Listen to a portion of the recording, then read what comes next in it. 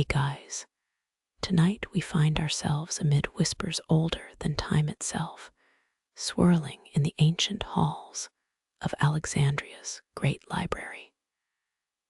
The year outside is 2023, but here, centuries collapse, and you might smell Papyrus's faint musk, despite it being 2 millennia old. But let's set the scene. Dust particles dance in sunbeam streaks, each one holding secrets older than empires. So, before you get comfortable, take a moment to like the video and subscribe. But only if you genuinely enjoy what I do here. Hit me up in the comments with your location and local time. Watching from Seattle at midnight. Nice. Now, dim the lights, maybe turn on a fan for that soft background hum, and let's ease into tonight's journey together. You stand in the quietest corner of what was once the world's most magnificent library. Here, whispers drift off century-old shelves, each spine a guardian of lost eras. The air's thick with anticipation, and perhaps a few sneezes from all that wisdom swirling around. Hypatia's entire story begins here, in this dust. Yes, even the sneezes. Let historians still argue whether Hypatia ever held certain scrolls in her delicate hands. Does it really matter? Each particle you now brush from an ancient text feels like the breath of her spirit. Here, knowledge was carved into papyrus, pressed into clay, and later whispered onto parchment. And yes, historians still argue whether this place stored somewhere between 400,000 and 700,000 scrolls. But as you look around, it feels limitless. This knowledge, once cradled only by the elites of Alexandria, now drifts through your fingers. Here, in these dust motes dancing, is where the past lives and breathes. You've probably read that Alexandria's streets bustled with scholars in flowing robes. Well, they did. But so did street vendors hawking fish wrapped in flatbread. Maybe Hypatia, on her way to lectures, grabbed a quick bite between her father's mathematics and her own studies of the cosmos. Did she have to dodge overeager papyrus snails? I kid, but here's a quirky fact. Alexandria was so advanced in the Roman world that even snails on scrolls were a problem they tried and mostly failed to solve. But imagine, just for a moment, you hear footsteps echoing. The scholars, those philosophers, their minds racing with theories that would stand the test of time. We may not agree on the exact number of scrolls or texts in this vast repository of ancient knowledge, but one thing's for certain: every single whisper held weight. And here's a fun tidbit for the trivia buffs. There's an ongoing debate whether the library was destroyed in a single catastrophic event, or slowly, over time, through many misfortunes. That's what makes those dust particles floating in front of your eyes so poignant. Historians still argue whether the library held its knowledge in one fell swoop or over decades of misfortune. Yet here in these halls, you can feel the truth that Hypatia's wisdom wasn't just born from dusty shelves, but lived on through them. The shelves, worn and aged, are a testament to time. You can almost see her, young and eager, darting through these corridors, fingers just grazing the spines of knowledge that would shape her life.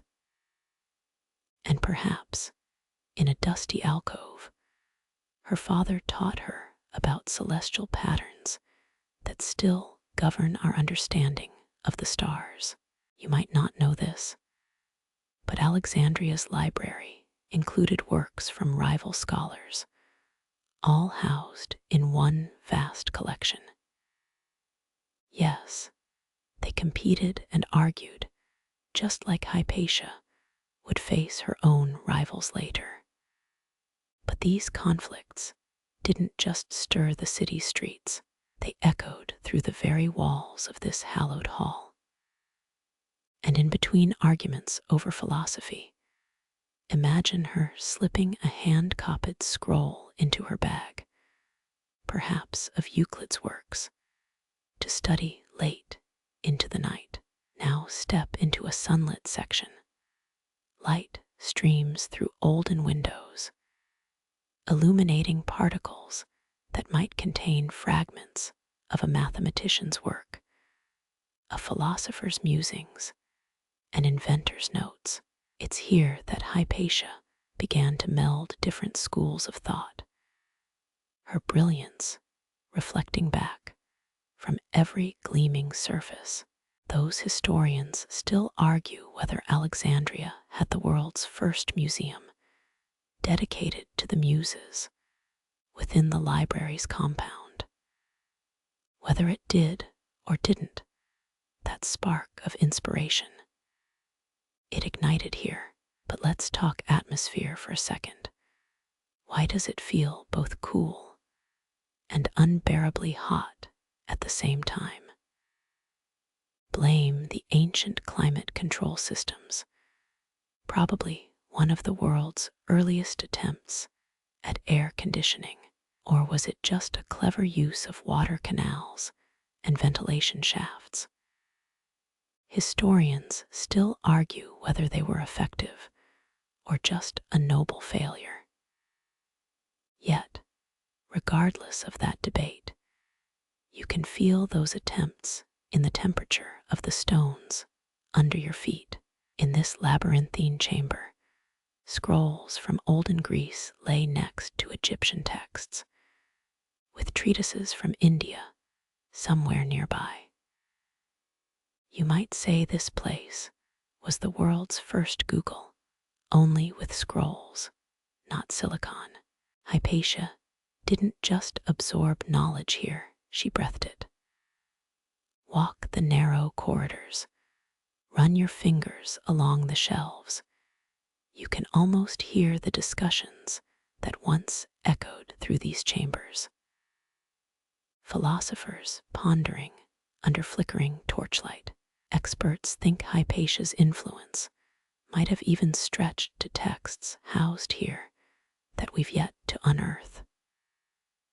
Oh, the mystery of what got lost. And here's a personal confession. You're probably not ready for what Alexandria's true intellectual legacy could reveal. You might not survive this flood of wisdom yourself.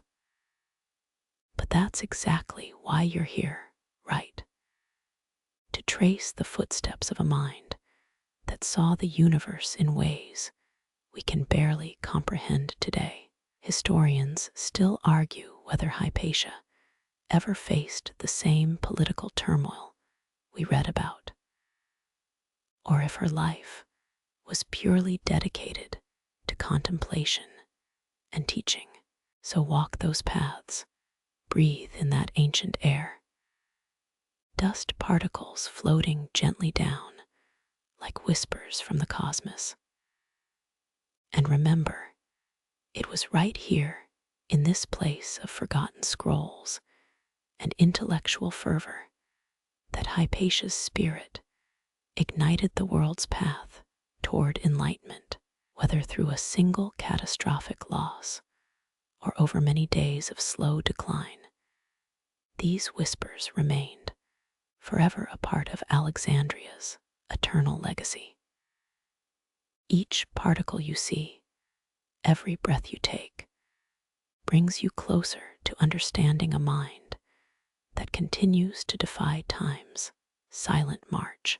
As the dust swirls, take another step into the shadows.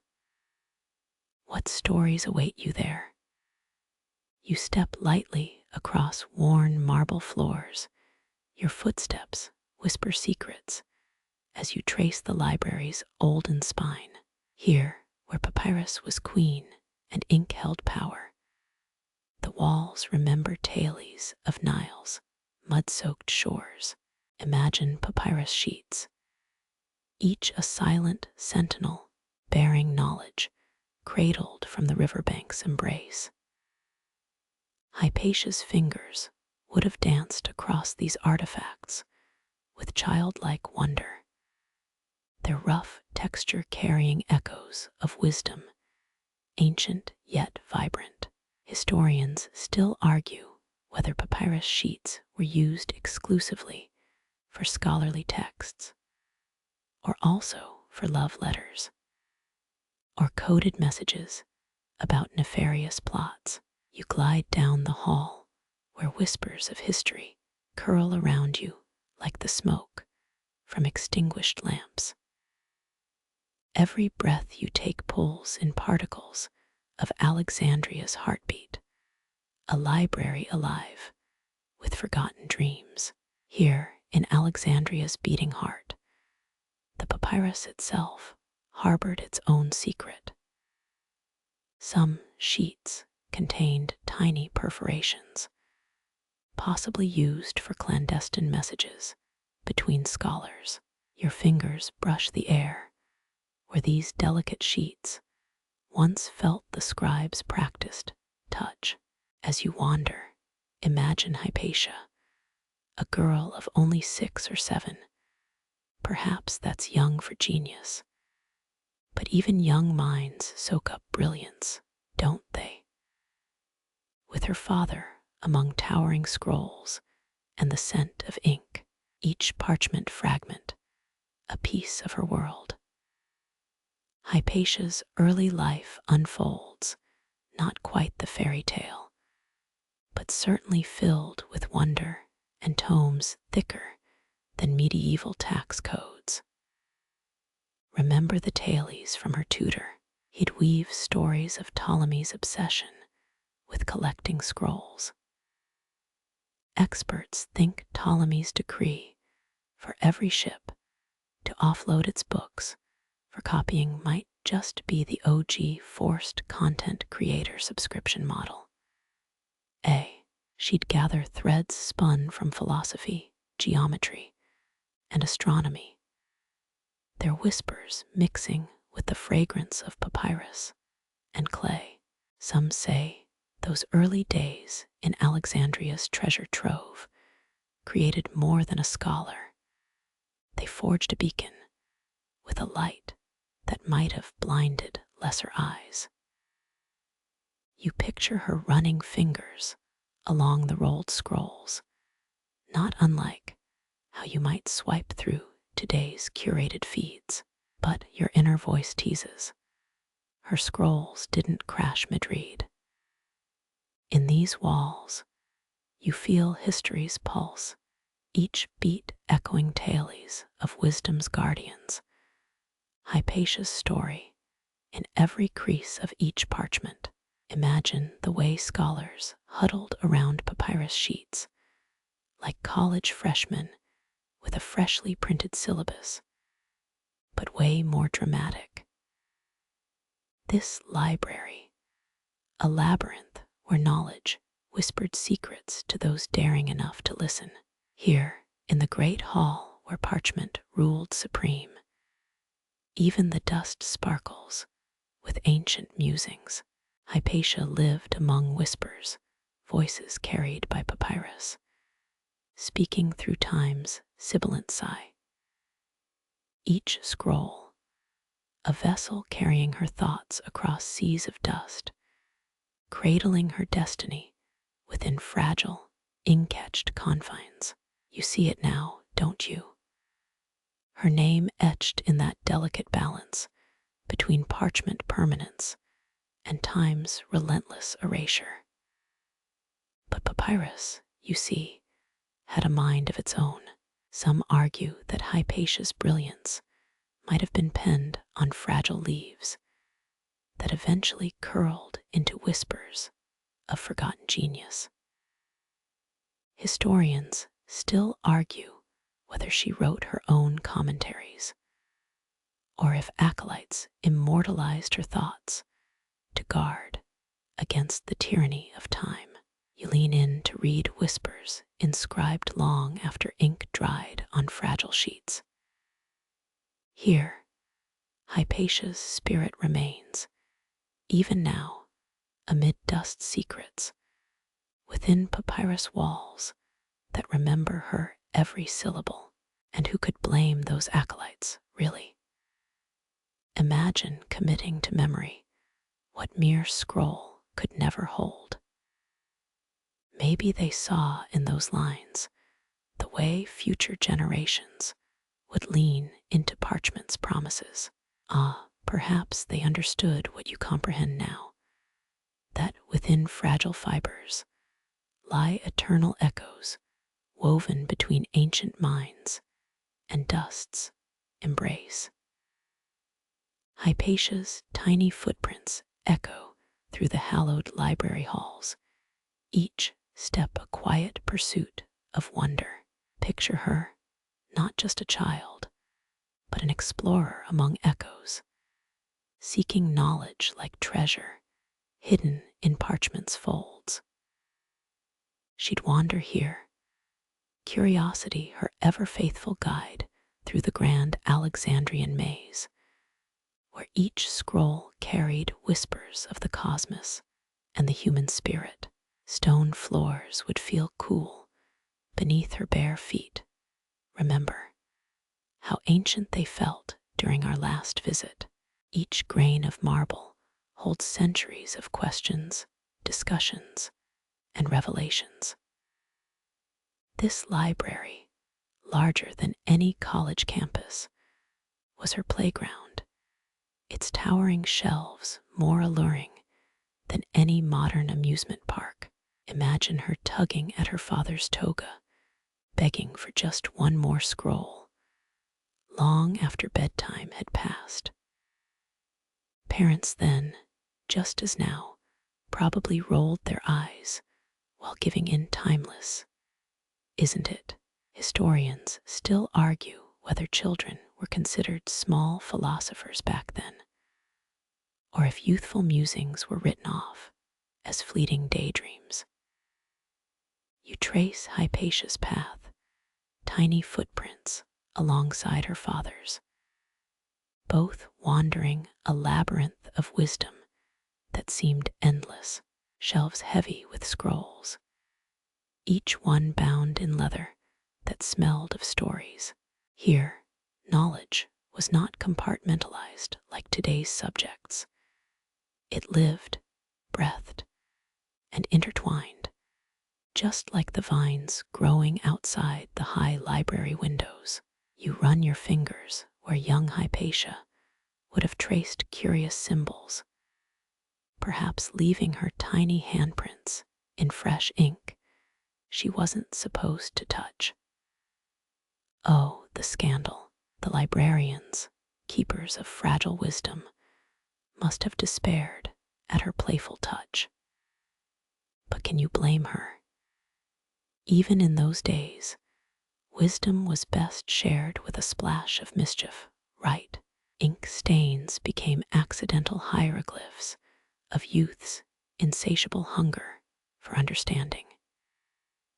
In this sprawling labyrinth, wisdom wasn't doled out, it was hunted. Picture her, crouched low, deciphering bits of scrolls discarded as unworthy by others. Who knows, maybe she found remnants of love letters mixed with geometry proofs, or secret recipes hiding amongst philosophical treatises. Alexandria wasn't just a library, it was the internet of its day, with just as much chaos and hidden gems. Every turn in the library's corridors held a different world. One day she might study maps of the stars. The next, the intricacies of mechanical engineering left by Archimedes himself. Hypatia's world wasn't constrained by classrooms or tests. Her education was an odyssey carved from her own curiosity, each discovery shaping her mind like chisel meeting marble. Those ancient architects surely never dreamed a child would be their most zealous student, cradling dusty scrolls with a reverence many adults lacked. In every niche, whispers still hint at her presence, voices of mentors and contemporaries mixing with the groans of wood and parchment. Scholars today still marvel at how a young girl became a philosopher's beacon when others saw only potential distractions. Perhaps they overlooked the magic hidden in her eyes, the same sparkle you see when a child first marvels at the night sky. Hypatia's journey through these echoing halls wasn't about following a path, but forging one anew each stone and scroll a step in her becoming.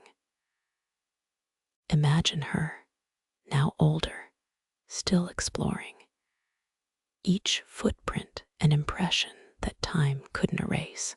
Here, in these very walls, a beacon of knowledge was nurtured from the sparks of childhood wonder. The very air hums with that memory. You can almost hear her laughter, blending with the whispers of countless scribes and ancient wisdom. Curiosity isn't merely a trait, it's a lifeline, a compass that guides seekers through history's rich tapestry. You remember our last stroll through those columns. Some say the mosaics change ever so slightly with every visit, adapting to whispered secrets of ages past. Hypatia likely felt the same, her pursuit of knowledge transforming her surroundings, making them livelier, more vibrant, with each new discovery. And now, in this twilight of ink and thought, you walk where she once did, feeling her spirit echo with each step you take. As Hypatia grows, she doesn't just tiptoe through the library. She strides with purpose, absorbing its mysteries. You can almost hear the scrape of her sandals against the polished stones as she follows her father's lectures. The air thick with chalk dust and aged parchment. You stand by her shoulder, listening to wisdom echo through columns that have seen it all. Historians still argue whether Alexandria's library was the first true university. But here, amid scrolls crackling with age, you get your answer. Knowledge passed from father to daughter didn't follow dusty lesson plans, but lived in those quiet corners where shadows stretch long and secrets unfurl. Each scroll her father unrolled became a stepping stone in her journey, a path winding through geometry, astronomy, and philosophy. Remember that old myth about books holding secret aromas. Here, every scroll had a flavor, some sharp like fresh papyrus, others carrying hints of old wine stains from too festive scholars. Hypatia inhaled them all, eyes sparkling with intrigue, and perhaps a hint of ink smudges. In these hallowed halls, she didn't just learn facts, she breathed in their very essence, each detail weaving into her brilliant mind. Pause and imagine her here, now a teen with ideas too big for her sandals. She wasn't just an apprentice following quietly. She was a force, pushing boundaries and questioning ancient axioms. You can see that knowing glint in her eye. She'd be the one to raise her hand, or rather, scroll, challenging old certainties with fresh vigor. But why? She'd ask. A small but potent inquiry that rattled the learned. This library, with its towering stacks, was no mere repository of old words. It pulsed, its veins filled with stories from Homer to Euclid. Hypatia navigated their labyrinthine shelves like a seasoned sailor of a great ship. You follow her, sensing how each book she touches ignites sparks of future brilliance. In these sacred spaces, the past isn't just preserved, it's repurposed, reshaped by her curious hand. Every dusty scroll she uncovered held hidden debates. Did the ancients believe in parallel universes? Were they onto gravitational theory centuries before Newton? Historians often argue whether she stumbled across such secrets during idle afternoons, or if her father guided her to them. Either way, Hypatia wasn't just learning history, she was becoming it, a future sage in the making, right here among the echoes of the past. Picture the scene: sunlight slants through arched windows, dancing across stone floors, where Hypatia sits cross-legged, scribbling notes. Her quill scratches rapidly, transcribing thoughts from lectures that wove through columns like a living tapestry. Experts often discuss whether she had favorite scrolls, perhaps a secret spot she kept to herself. Imagine her sneaking off to it between her father's stern lectures, escaping into the whispers of long-forgotten philosophers. You sense her excitement, every new concept igniting a wildfire in her mind. The library's air buzzes with intellectual electricity. It's no wonder legends talk of how Alexandria became a beacon of enlightenment. Some fringe theories suggest that this space held more than scrolls. Were there hidden chambers, secret meeting spots under the guise of dusty archives? Who knew what mysteries lay just beyond the visible aisles, waiting for an inquisitive mind like hers? But it wasn't just dusty old tomes and silent debates. The library thrived on the clash of ideas, father and daughter engaging in lively debates, voices rising against echoing stone. Her questions, sharp and probing, could leave even the most seasoned scholars sputtering. Imagine a young Hypatia pointing out fallacies in Euclid's proofs. Perhaps they chuckled fondly, or maybe their eyes narrowed with challenge. Either way, she thrived on intellectual duels, each victorious argument fueling her next exploration. Here, among pillars and parchment, legends were built not through rote memorization, but daring inquiries. The stones themselves bear witness to Hypatia's ascent, each one absorbing moments where curiosity reshaped destiny. You feel her path, paved with scroll fragments and ink stains, a lineage of brilliance that even the finest modern universities might envy. So As you tread softly through these venerable halls, remember that it's not just dust and stone you encounter. The Library of Alexandria wasn't a mausoleum for old ideas, but a living crucible where Hypatia's fire was forged. Each echo, each fragment of thought still pulses here, guiding you along the very routes her brilliant mind traveled, an endless journey of discovery, preserved in the whispers of old scrolls and the promise of knowledge yet to unfold. Chalk dust swirls between pillars, painting a hazy portrait of youthful curiosity. You stand near Hypatia, feeling the texture of sun-bleached stones under your feet. It's here, amid classroom whispers, that her learning truly blossoms. Each stone tablet beneath fingers, slick with anticipation, not just inscribed, but imbued with the whispers of cosmos.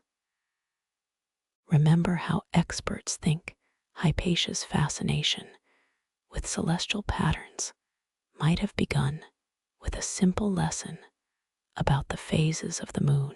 Her eyes, wide with awe, follow the instructor's chalk as it sketches the lunar cycle. Perhaps you imagined her, just for a moment, tilting her head and questioning the mechanics behind those arcs, little knowing her inquiries would one day bridge continents and centuries. These ancient classrooms, often thought the birthplace of formal geometry, resonate with much more than mathematical debates. Some even theorize hidden acoustics might have amplified whispers of secret scholars' gatherings. What cryptic exchanges echoed between limestone crevices as night cloaked Alexandria? One can't help but wonder whether Hypatia heard those tales, inspiring her lifelong devotion to unraveling mysteries cloaked in shadows.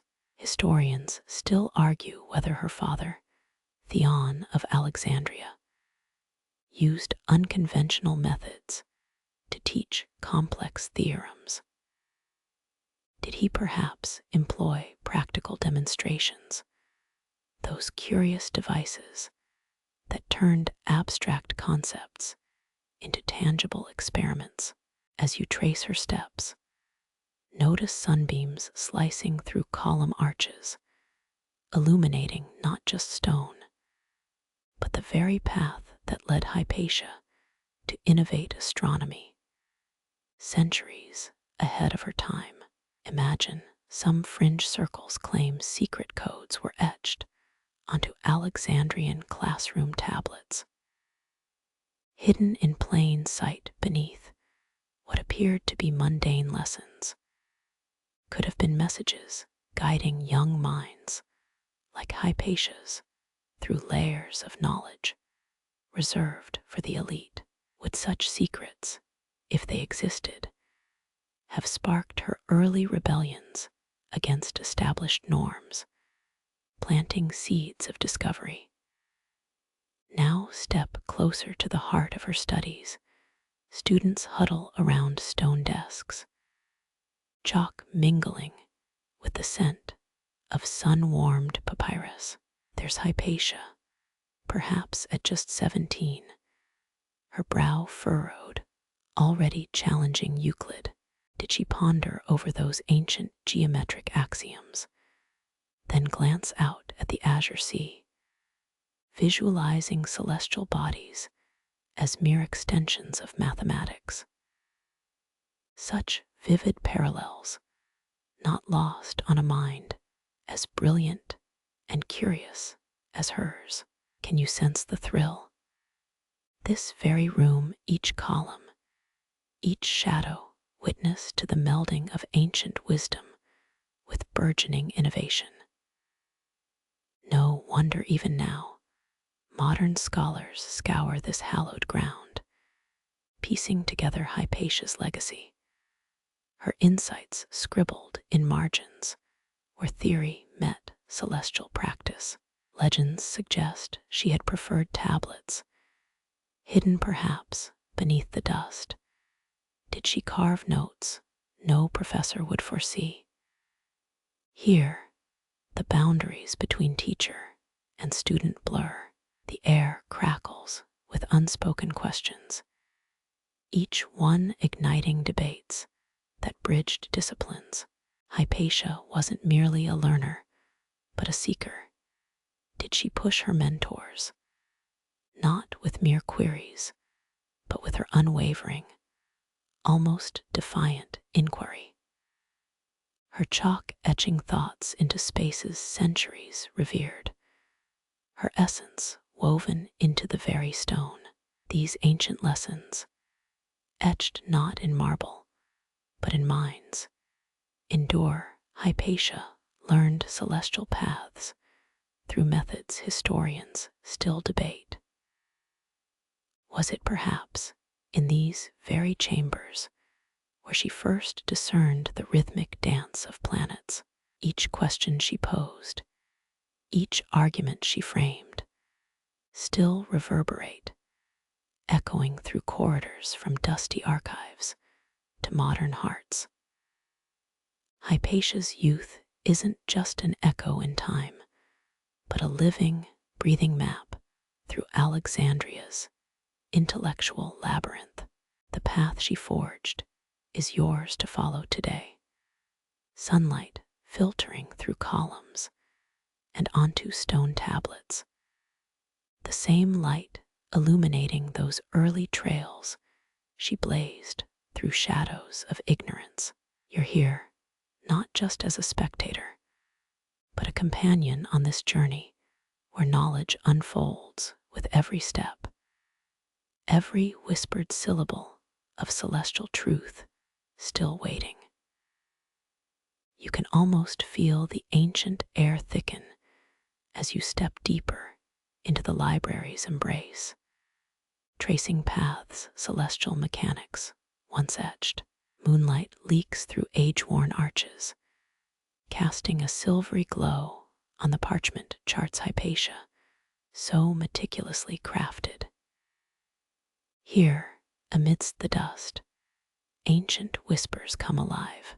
Experts think scholars' nighttime stargazing provided the very foundations for her discoveries. Imagine this. You're observing Hypatia on a clear night, her eyes scanning the heavens. She's not merely tracking known stars, but deciphering their stories, their secrets. Perhaps a knowing smile crosses her lips as she identifies that tiny speck, now known as one of the first documented descriptions of our Milky Way.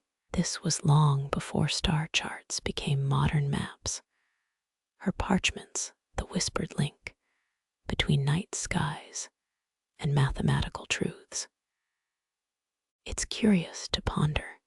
Some fringe historians argue early astronomers might have used bioluminescent ink for night studies, ensuring knowledge didn't falter when twilight fell. Historians still argue whether Hypatia herself employed such glowing quills beneath Alexandria's night. Illuminate the dark with just a brushstroke, as if stars themselves lent their luminescence to mortal hands. Take a moment, picture this. An olden library, shelves crammed with scrolls, and Hypatia there, perhaps in a secluded corner. She's deciphering constellations, her finger gliding over papyrus, connecting myths to celestial bodies. Notice the shadows cast by flickering torches, creating a dance that mirrors the cosmos she's studying. Some claim that on especially clear nights, The columns' shadows align with Orion's belt, as if the architecture and universe conspired together in her pursuit of knowledge. You might smirk at legends claiming scholars of Alexandria whispered that Hypatia could predict lunar eclipses not just by mathematics, but by intuition. Did the stars converse with her in that unique Alexandrian dialect? Some might chuckle at such tales. Perhaps she just used celestial timing mechanisms centuries ahead. The truth remains. Those charts she etched bridged ancient traditions with innovative thought, sparking exploration across epochs. Take a breath and feel the cool draft whispering through open windows, carrying faint scents of the sea. Hypatia's here, not just reading charts, but reimagining their narratives, translating ancient symbols into modern truths still pondered. Her interpretations of the heavens would lay foundational understanding, not just for Alexandrian scholars, but centuries beyond. Each parchment she inscribed a beacon, casting light on patterns once cloaked in darkness. Can you sense it? Every star chart she etched was part of a dialogue with the universe. Whether it was the rhythmic cycles of the moon or the vast constellations that draped the sky, her mind, ever curious, sought a conversation. Did you know she once proposed the heliocentric model, centuries before it shifted global understanding? Such bold thoughts rippled through scrolls, now etched in the whispers of old parchments found here. Historians still debate whether certain notes found in the ruins reference her lost texts. Imagine scroll fragments, aged yet filled with radical thoughts, still echoing in these hallowed halls. Even now, researchers marvel at these potential traces of Hypatia's hand. Were they hurried scribbles done during long, sleepless nights, driven by revelations that only grow in whispers as the centuries fade? Here, shadows become bridges. The ancients believed they revealed paths between worlds, earthly and cosmic. Hypatia must have pondered those very thoughts. Each star chart she created was both a compass and a map, her interpretations of heavens merging with earthly wisdom. Imagine her voice, just a whisper in the dark, each syllable a star, guiding souls through millennia of discovery. With every step you take, remember those dusty shelves cradled not just volumes, but secrets of celestial rhythms Hypatia explored. Her studies merged night with knowledge, creating pathways where scholars could trace both stars and their earthly reflections. Each observation made under these Alexandrian skies remains threads woven across the tapestry of human understanding. Her insights continue their dance across parchments, scrolls, and now, in the very essence of this library's whispered legacies, the scent of aged papyrus clings to the air as you venture deeper, where olden scrolls hold the wisdom of Greek philosophers. Here, Hypatia spent countless hours, her fingers brushing across Socrates' dialogues. The faint creak of ancient wood beneath your feet echoes the very steps she once walked, each stride a communion with timeless debates and logical musings. Perhaps you picture her absorbing the Republic's essence, that elusive line between justice and chaos. Or maybe she's contemplating Plato's allegory of the cave, the way shadows distort reality. You can almost see the flicker of torches reflecting in her eyes, mirroring that philosophical spark.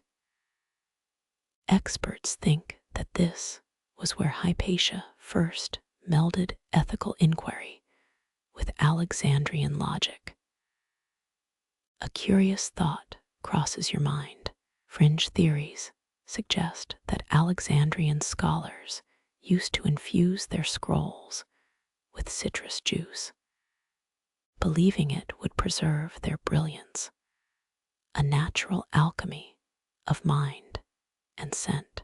Imagine turning pages slightly scented of oranges, each breath a refreshing reminder of Athens' groves. Historians still argue whether Hypatia herself employed such citrusy preservation techniques. As you drift through these ancient corridors, you might catch a glimpse of columns partially bathed in moonlight. Some claim that on nights when Jupiter shone brightly, these very stone pillars cast patterns that mirrored Aristotle's metaphysical trees. A stone forest of philosophy was Alexandria's architecture, woven with intentional astrological symbolism. Consider the moment, her quill gliding over parchment, translating Stoic reflections. You can almost hear whispers of know thyself, as if Delphi's oracle had never left Greece's shores. Picture Hypatia not just reading, but envisioning, imagining a world where virtue and rational thought aren't just ideals, but daily pursuits. Her interpretations of Stoicism became a guiding force here, amid the swirling dust. Imagine this, Hypatia at the crossroads of East and West, where Greek philosophy met rich Egyptian traditions. Under towering library arches, wisdom blossomed and evolved, an exchange of thoughts as if Socratic dialogues met the Nile's ancient whispers. Each scroll a vessel, transporting ideas beyond borders, melding Athenian thought with Africa's wisdom. You may smile at the legend of Pythagorean diet followers, who believed that consuming specific herbs could boost one's mental clarity. Here in Alexandria, perhaps amid these shelves, scholars experimented with such culinary philosophies, claiming that certain plants heightened intellectual sharpness. Did Hypatia ever partake in such mind-expanding rituals? In this timeless library, shadows linger and lengthen, casting shapes on worn stone. Consider the debate. Some still ponder whether Hypatia's texts included encoded knowledge, secrets tucked behind layers of Greek syntax. Imagine the thrill of researchers finding encrypted passages in these hallowed ruins, waiting to reveal hidden gems of Alexandrian wisdom. Each scroll she touched held possibilities, questions, musings, revelations. Here, in these musty archives, Hypatia's voice bridges ancient Athens with cosmic Alexandria. Her philosophical inquiries aren't just ink on papyrus, but guiding lights amid epochs. Each parchment, an echo her mind's dance with eternal questions lingers, a legacy that still guides seekers like you. As you lean in closer to the dusty scrolls, Remember this: Hypatia's engagement with Greek wisdom transformed Alexandria's intellectual landscape, creating a sanctuary where ideas from different cultures could merge, where rational thought intertwined with moral musings. Her dedication to philosophy made every column, every stone, resonate with Socratic vigor and Platonic idealism. In this library of whispers, she remains the eternal philosopher guiding souls through the shadows of ignorance into the luminous realms of understanding. You turn a corner in the library and find yourself in a quieter alcove where the air almost seems to hum with ancient Greek logic. Hypatia once spent ages here, bent over parchment filled with geometric diagrams and complex proofs. Picture a scroll, Euclid's Elements, resting on a wooden desk, the very bedrock of geometry. Hypatia would have known these axioms better than her own name, experts think.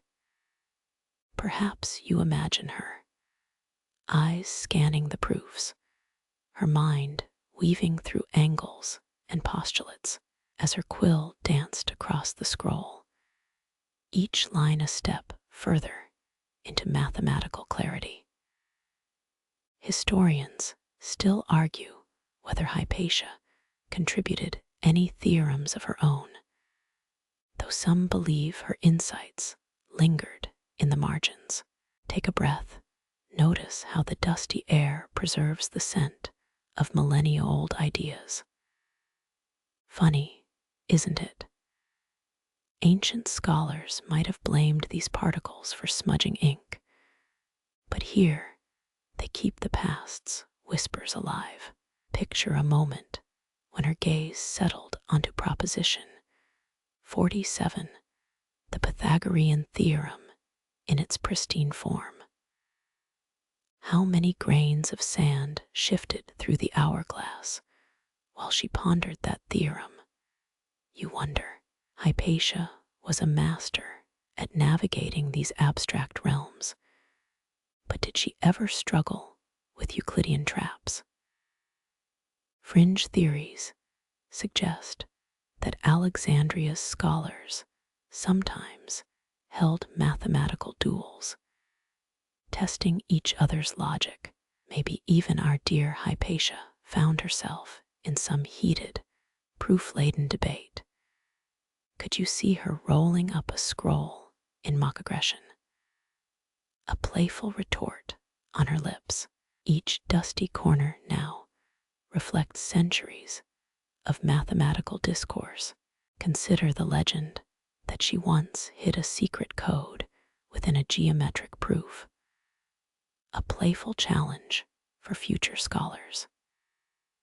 Historians still argue whether any of Alexandria's texts contain such cryptic messages, left like Easter eggs amid the theorems. You can't help but smile, imagining her leaning over a scroll late into the night, the flicker of oil lamps casting shadows that seemed to come alive with mathematical ghosts. Her insights didn't just etch themselves on parchment, they were whispers on the wind, carried out through the stone halls, finding new homes in each mind they touched. Let's take a moment. Did you ever notice how Euclid's logic always seems to lead to a simple truth, even when the path is twisted? Much like life itself, Hypatia's embrace of Euclid's rigor probably made her not just a mathematician, but an architect of thought, creating mental blueprints that still echo today. You move past shelves holding Plato's musings to find columns covered in geometric patterns, each line a testament to Pythagoras. and his band of math enthusiasts. Maybe she found comfort in those clean angles after hours lost in abstract theories. The ancients debated, was there a hidden musical harmony in Euclid's geometry that Hypatia could hear when no one else could? Remember those Pythagorean diet followers we chuckled about earlier? Here, they might have thought combining numbers and plants was the ultimate brain hack. Did Hypatia dabble in such concoctions while unlocking geometric mysteries? It feels almost absurd to muse. And yet, the possibility lends this dusty realm an unexpected whimsy. You lean in, the quiet here almost palpable. There's a strange peace in the certainty of mathematical truths.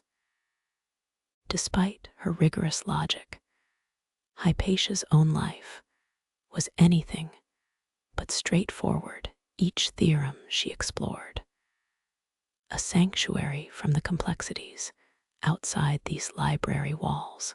Can you picture her now, her brow furrowed in concentration, the rhythm of her quill against parchment like a heartbeat, guiding her through endless proofs? Those mathematical insights were her sanctuary, an echo in the dust, transcending time. Here, in the shadows of ancient Alexandria, we find her essence preserved, not just in the echoes of papyrus, but in the very geometry of the stones. Hypatia's legacy, etched in logic and proof, lingers where knowledge meets the dust-laden air, forever guiding seekers like you through the maze of understanding. You step into another chamber, where the air itself feels charged with intellectual energy. This was Hypatia's arena. Here, the teachings of Plato didn't just linger, they transformed. Imagine Hypatia, lost in thought among these shadowed shelves, weaving Neoplatonism's philosophical threads through Alexandria's learning. As your footsteps echo through the hall, think about Plotinus's ideas swirling alongside Plato's. Neoplatonism wasn't just a branch of thought. It was a tapestry of cosmic connections. Hypatia might have been drawn to its mystical depths, pondering how the physical realm reflected the divine. Historians still argue whether she composed any formal treatises on Neoplatonism herself, though her lectures likely sparked many heated debates. Pause here, look at that weathered column, etched with faint lines of philosophical dialogue. It said some scholars believe Alexandrian intellectuals used such markings to decode esoteric wisdom hidden within ancient texts. Maybe Hypatia stood in this very spot, tracing those lines with her fingertips, seeking truths masked behind layers of paradox and allegory. Can you sense it? The quiet intensity that fills this space. Hypatia's voice, resonating through centuries, might have filled this room as she unraveled the nature of reality through Neoplatonic principles. Some whimsical theories even suggest she might have employed symbols during her lectures, hidden within the geometric angles of the very architecture around us. Imagine her students squinting at stone carvings, trying to decode their teachers' cryptic messages. You can almost hear hushed giggles as they shared their wild interpretations late into the night. Hypatia's explorations of the soul's connection to the cosmos likely turned these musty corridors into philosophical battlegrounds. Picture a debate here, perhaps one where she engaged with rival schools of thought while referencing Plotinus. Her logic must have cut sharp, deconstructing arguments only to rebuild them with greater clarity. Fringe claims whisper that she even organized mock trials for philosophical principles, playfully critiquing different theories' merits. Can you see her, scroll in hand, wearing a mischievous smirk as she held court? The dusty scrolls here may once have cradled Plotinus's Enneads, filled with discussions of the one. Each word whispered from parchment likely sparked new inquiries into existence itself. Did Hypatia ever meditate on how the library's dust motes themselves mirrored Plotinus's theory of emanations? Imagine her gazing through sunbeams while pondering how the divine gives rise to the material world, particle by particle. Every step you take breathes new life into Neoplatonic dialogue. Did Hypatia believe that souls could recall their previous journeys through these hallowed halls? Some believe she held debates about personal memories being echoes of past lives. It's easy to feel, if just for a moment, that your own thoughts are echoing those whispered debates from centuries past. Picture the scholars who must have gathered around her, notebooks open, hanging onto every word as she delved into theurgy. Was there a spark in their eyes whenever she challenged their preconceptions? The line between teacher and mentor must have blurred here, where every question was a stepping stone toward enlightenment. Can you almost hear a faint, ghostly echo of a lecture? Let your mind wander to Hypatia, articulating the one's complexities to eager students, perhaps even blending her mathematical precision with mystical musings. Experts think Neoplatonism's allure lay partly in its ability to reconcile the material with the spiritual, a trait Hypatia embodied. Historians still argue whether she penned her own Neoplatonic texts, but the debates she inspired undoubtedly altered Alexandrian philosophy forever. Standing here, where logic danced with the mystical, you can almost sense Hypatia smiling at our modern attempts to compartmentalize knowledge. The dust here carries not just her footprints, but the imprints of countless minds she illuminated. Each whisper, each sigh of settling particles feels like the library itself participating in her legacy. Hypatia might have stood right where you are, contemplating how every grain of dust, every shadow cast by a statue, was a part of the one's unfolding manifestation. It's a soothing notion. Even now, lost souls might still find themselves guided by this ancient wisdom, preserved among Alexandrian shadows.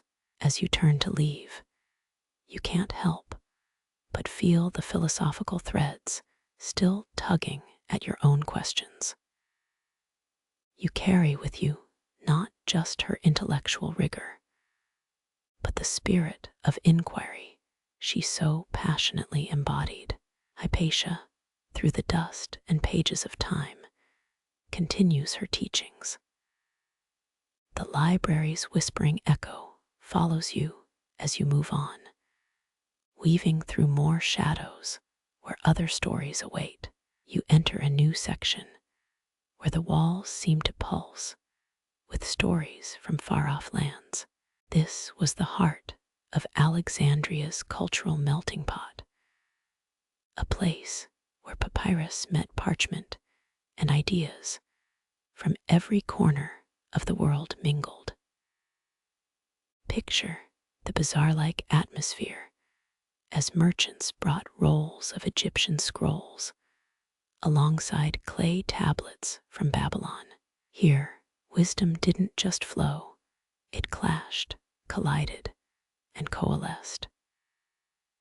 Imagine Hypatia navigating these intellectual crossroads, where Aristotle's logic rubbed elbows with mystical Egyptian beliefs.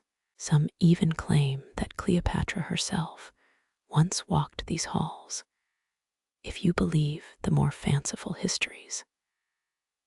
Your fingers brush against fragments of clay, etchings that once cradled Babylonian astronomy. Historians still argue whether Hypatia might have incorporated that same knowledge into her cosmic theories. Could she have pondered Venus's orbit while referencing ancient Sumerian observations? The idea tickles the imagination, doesn't it? Here, Hypatia found herself at the nexus of a philosophical collision course. Walk past that cracked pedestal. It's rumored to be where Greek and Persian scholars clashed over heliocentrism versus geocentrism. Imagine the heated debates reverberating through these stone walls. Think of Hypatia deftly navigating such intricate discussions. Might her father, Theon, have even mediated some of those early celestial showdowns? Pause here, examine the faded mosaic on the floor that depicts the Nile flooding next to the Tigris River. This was more than a mere map. It symbolized the confluence of ideas. Can you visualize Hypatia seated right here, drawing connections between Heraclitus's flux and the annual inundations? She taught that knowledge itself was like those rivers, ever-changing, yet constant. Let your gaze lift to the domed ceiling, where remnants of zodiacal charts remain. Experts think it was here that Hypatia might have first grasped the full breadth of celestial mechanics, a blend of Babylonian observations and Greek mathematical precision.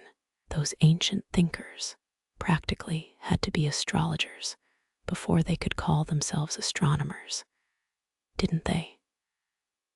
Now, step toward that crumbling archway. It's said to have once led to a secluded alcove where only initiates could ponder the secret teachings. Was Hypatia a guardian of esoteric knowledge, carefully doling out wisdom to those deemed worthy? Fringe historians have suggested she even may have been a member of a hidden council that preserved lost teachings. History's whispers fill this space. Imagine the blend of Egyptian metaphysics mingling with Greek rationality. Could Hypatia have found herself mediating between those two paradigms? Perhaps suggesting that reason could illuminate even the most mystical of thoughts. Some claim she employed a method where each student picked a symbol representing their intellectual journey. Who knows what emblem she might have chosen for herself?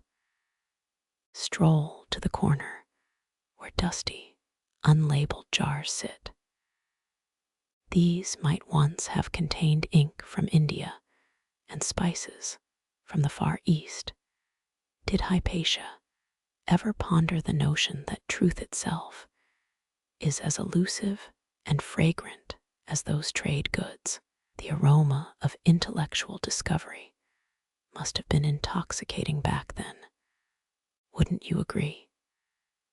Consider how Hypatia navigated these competing philosophical traditions. Historians still argue whether she leaned toward Pythagorean mysticism or pure Aristotelian empiricism. Both schools of thought found homes within her lectures, their debates reverberating through those hallowed halls. Can you feel the energy pulsing? Hypatia must have thrived amidst this chaotic harmony of ideas. Some quirky anecdotes suggest she might have even staged mock trials of ideas, where rival schools presented their cases to the court of public reasoning. Imagine the theatrics. Picture her students playing the roles of opposing philosophers, with Hypatia as the stern judge. Now turn here, where sunlight filters through gaps in the ceiling onto stacked stones. Might Hypatia have taught her students to interpret that celestial light through a kaleidoscope of lenses, alchemy mixed with geometry, physics wrapped with metaphysics? She surely embodied that Alexandrian spirit of blending the old and the new. Let your mind trace the pathways of thought that originated here. Greek logic intersecting with Persian mythology, or Egyptian medical knowledge mingling with Roman engineering. Hypatia likely saw these fusions as strengths, not conflicts. Even the quirky practice of star naming by both Babylonian constellations and Homeric heroes flourished here under her watch. Take a deep breath. This was where Hypatia thrived, amidst the intellectual synthesis of her time. As you walk, you can almost hear the whispers from every corner of her mind, each contributing to the vibrant tapestry of Alexandrian wisdom. This crucible of cultures, philosophies, and sciences forged an unparalleled intellect, one still echoing through time. You move through spaces where sunlight spills like liquid gold across polished stones. Here, young seekers clustered in sun-dappled circles, their eager faces tilted upward toward wisdom. Imagine the rush as hopeful scholars approached Hypatia, their minds brimming with questions. Historians think the intensity of those lessons made even seasoned academics tremble a little. How do we reconcile Plato and the stars? They'd inquire, eyes wide beneath those columns. Hypatia's voice probably carried a reassuring steadiness that cut through the cacophony. Her explanations likely painted vivid pictures, the way only a true teacher could.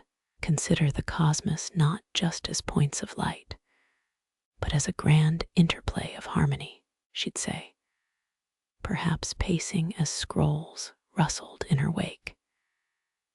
Historians still argue whether Hypatia's students took meticulous notes, or simply let her wisdom wash over them, lost for words, and yet impossibly full of them.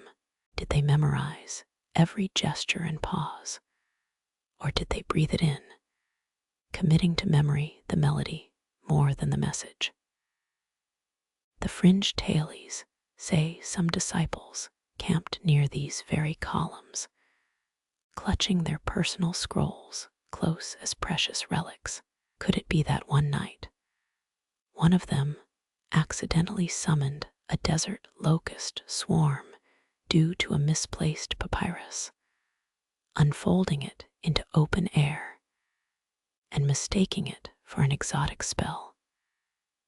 These quirks make for rich speculation, don't they? One thing remains certain. Devotion hung tangibly in the air. Remember the domed ceiling with zodiacal charts.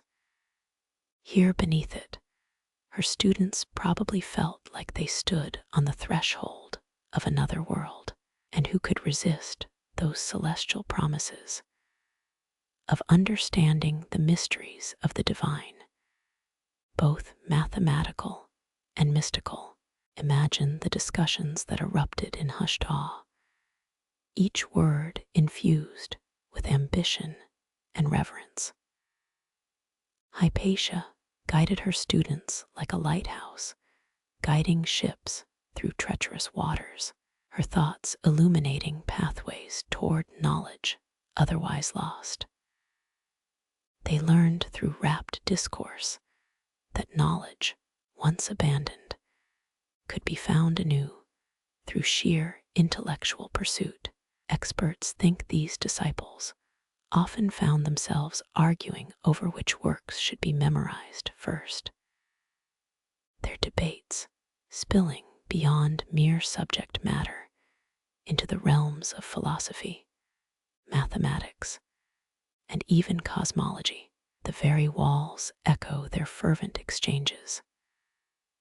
Hypatia, with her steadfast brilliance, must have reveled in these collisions of brilliant minds. She'd probably toss in just enough challenge to ignite deeper inquiry. Is astronomy a study of numbers? Or do the stars themselves sing in a language you've yet to hear? Underneath that dome, Hypatia's lessons likely transcended mere textbooks, merging into life's grander questions. Was the library a place to store wisdom, or was it wisdom itself incarnate? Each scroll's edge, each crumbling paragraph became portals into both the past and the future, teaching seekers the continuity of thought. Historians still argue whether her most devoted pupils saw themselves as her heirs, entrusted with hidden maps of intellect, or merely as passionate wayfarers. And perhaps, who can say, one or two dreamed of unearthing the ultimate tome that would make their names legends. But let's not wander too far into fantasy. As you linger in these sunlit corners, you almost feel the residual vibrations of those scholarly gatherings. Imagine whispers trailing off into excited murmurs, questions met with thoughtful silences that spoke volumes, the echoes of ancient wisdom still resonating. In these hallowed alcoves, knowledge was a living entity that flowed from her words, her presence, both a teacher and catalyst. Through her, dusty scrolls and ancient truths gained renewed breath. She reminded them, and through her, us, that the search for understanding is as eternal as it is elusive. Here, devotion met discovery, questions met answers, and the pulse of inquisitive minds carved out a haven of relentless pursuit. It's no wonder Hypatia's legacy endures. She didn't just teach facts, she showed that wisdom itself is ever awakening, ever evolving. Under her guidance, learning became a luminous journey with no true end. As you retreat from this vibrant convergence of thought and aspiration, you sense that Hypatia herself may have lingered in these spaces longer than in any book. Was it between these columns she found her deepest sense of purpose? Here, seekers remain devoted to both knowledge and each other, their collective curiosity echoing down centuries. This place, drenched in sunlight and ancient queries, where devotion and wisdom eternally converge. Feel that resonance beneath your feet in the whispers carried on library dust. The sun may set, but the searchlight of human intellect remains, ever burning, ever guiding. Philosophical debates would flare like brushfires between these columns. One historian suggested rivalry became more heated than the library's summer midday sun. Perhaps the scholars were competing not just for Hypatia's approval, but for the title of foremost pupil. Picture the spectacle: white-robed figures, scrolls under arms, voices rising in measured but passionate tones. Aristotle or Plato, one might proclaim, voice sharp, but eyes glinting with excitement. The crowd around you leans in, their collective breath held like a pause in a symphony. Imagine that these debates extended beyond philosophical doctrine, delving into what we'd now call scientific realms. Could it be they argued over the nature of light itself, or the mechanics of celestial bodies, topics still debated by astronomers today? Here, under the shadow of towering scholars, both living and immortalized in scrolls, ideas became battlegrounds. Historians still argue whether these academic duels were mere intellectual exercises, or if they concealed deeper rivalries. Was there a subtle undercurrent of jealousy? After all, Alexandria wasn't just the center of knowledge, but also a breeding ground for professional ambition. Some say Hypatia might have encouraged these clashes. After all, what better way to teach critical thinking? She'd probably interject with a pointed question to deepen the dispute, perhaps a sly. But how would Ptolemy disagree? Her voice might carry just enough edge to make even the most confident disciple stutter. These disagreements likely left a unique echo in these revered halls. You might feel that tension now as you walk through them, as if the very walls retained the memory of sharp rebuttals and counterarguments. The heated debates turned the space into more than just a library. It was a living archive of intellectual discord and harmony alike. Imagine encountering a particular favorite rival, an eager young scholar named Isidore. According to legend, Isidore might have been a formidable opponent in debates, matched only by his unwavering admiration for Hypatia. Could their intellectual tussles have been a spectacle among peers? It's tempting to think so. Historians still argue over the exact nature of their relationship. Were they friends, rivals, or something else entirely? There's even a fringe tale that some debates became so heated that a scroll was accidentally lit on fire. As fantastical as it sounds, imagine the chaos that could have ensued. Scholars frantically slapping parchment to extinguish the flames. In a place where knowledge is sacred, perhaps such tales capture the urgency and passion of those bygone thinkers. But not all disagreements stemmed from lofty arguments. Some say scholars argued over something quite mundane: seating arrangements during lectures. Picture a scholar stubbornly holding onto a spot he deemed had the perfect angle for sunlight, while another just as stubbornly disagreed. Even the pursuit of wisdom had its moments of human comedy. Despite the conflicts and debates, these scholars shared a common goal. They believed that knowledge sought openly could transcend personal agendas.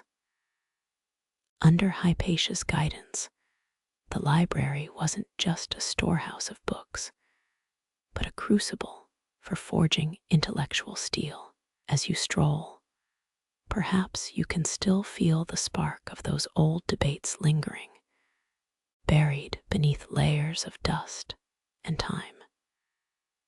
The echoes of those contentious yet enlightening discussions might just whisper through the cracks in the stones, reminding us that even rivalry, when tempered by truth-seeking, can illuminate the path to greater understanding. Here, learning wasn't just acquired. It was earned through clash and resonance, argument and resolution. And in this, Hypatia's library remains a living testament to the relentless human pursuit of knowledge.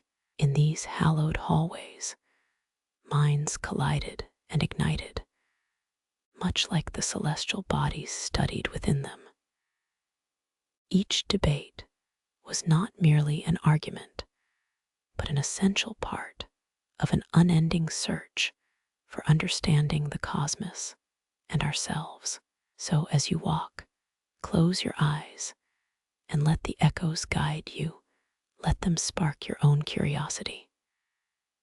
The debates may be long over, but the essence of those intellectual pursuits remains, a timeless reminder of our eternal quest for knowledge and truth. The rumble of intellectual debates wasn't the only sound echoing through these ancient halls. Gradually, another rhythm began to intersect with the passionate discourse, a tension that grew like an unwanted guest at a cherished party. Social unrest started creeping through the library's gates, carrying with it the burdens of the outside world.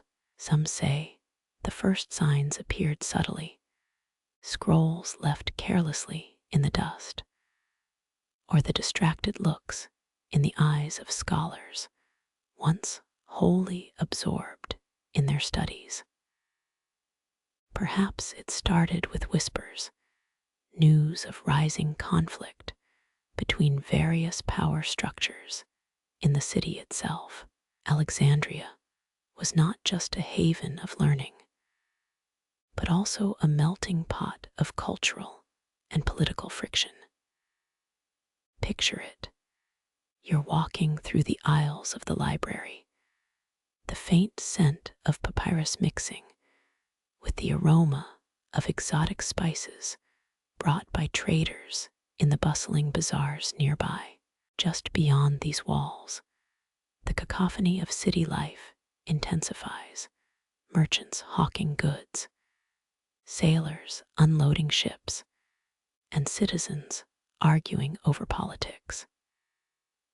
Historians still argue whether the library ever truly stood apart from Alexandria's external chaos, or if it was always influenced by the city's currents.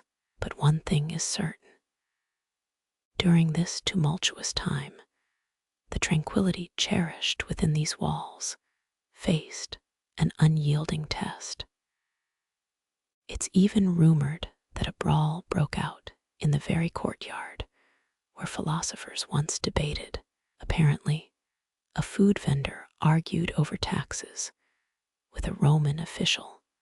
Talk about a dramatic plot twist. As the city's tensions mounted, the once harmonious pursuit of knowledge started to feel like a fragile, endangered bird caught in a tempest. Scholars would still exchange passionate ideas, but a subtle undertone of anxiety began to color their discussions. In this climate, Hypatia became not just an educator, but a bastion against rising ignorance. Her teachings, a beacon of light amidst Alexandria's growing shadows. Imagine a lecture interrupted not by intellectual dissent, but by the distant clamor of a riot, the distant shouts of protesters, the unmistakable sound of hooves on cobblestone. Roman soldiers dispatched to maintain order, even within the hallowed halls. Learning now faced its most challenging adversary, the chaos of political upheaval. Among the debates and lectures, Hypatia's wisdom was challenged like never before. She navigated not just philosophical conundrums, but navigated the turbulent waters of social conflict, attempting to preserve the sanctity of her intellectual haven. Her lectures would occasionally drift into discussions on how to maintain civil discourse in an increasingly divided world. After all, the scholar's pen isn't just mightier than the sword. It also writes the truths that swords seek to silence. In the library, old tomes containing treatises on governance and ethics would see renewed interest. Scholars, once deep in metaphysical debates, now sought practical wisdom to apply to the turmoil outside. It's fascinating how knowledge shifts when it needs to. Just like the scroll's leather-bound covers, ideas become pliable in the face of necessity. It's ironic, really. Libraries often symbolize refuge, a place insulated from the unpredictability of the world. Yet here, the turmoil seeped in, challenging and ultimately enriching the quest for knowledge. There's even a quirky legend that a secret tunnel beneath the library led to the docks. Supposedly, it was last used not by scholars, but by Alexandrian freedom fighters evading capture. As Hypatia continued to teach, the library became a paradoxical sanctuary, a space that safeguarded not just volumes of ancient wisdom, but the very spirit of inquiry against the encroaching tide of ignorance. In a period when learning battled daily survival, she was like a lighthouse keeper, steadfast in maintaining the guiding beam for those seeking refuge from the storm. Every intellectual discussion echoed with another layer of meaning, a plea for understanding in times of chaos, a testament to enduring curiosity even when the world seemed to crumble around them. And perhaps in this friction lay the deepest kind of learning, the resilience of the human spirit and its perpetual quest for enlightenment. No matter how dark the outside world became, walking through the aisles of this ancient library today, one might imagine feeling that same tension, an almost invisible thread weaving through the historical fabric, connecting the serene pursuit of wisdom with the unsettling echoes of past unrest. The debates and the books remain a record of both conflict and enlightenment intertwined. In this sacred space, the battles fought were not just of mind against mind, but of knowledge defending its ground against ignorance. Each scroll, each volume, became a silent but fierce guardian, preserving the truths that future generations would unearth. So let the whispers of parchment guide you through the dust. Each ancient text tells not just a story of past learning, but also of the relentless human pursuit to safeguard the light of understanding against the encroaching shadows. A narrative as relevant today as it ever was. Yet amid this turbulence, another layer of complexity unfurled within the library's walls, the intricate dance between faith and reason. Scroll against scroll, belief against logic, each seeking to outshine the other in Alexandria's grand intellectual theater. Hypatia found herself at the center of this cosmic pas de deux, balancing the scales with an elegance that would make even celestial bodies envious. You imagine her voice cutting through the cacophony, weaving astronomy with philosophy, mathematics with mysticism. Each word carries the weight of centuries-old debates and the tantalizing promise of new discoveries.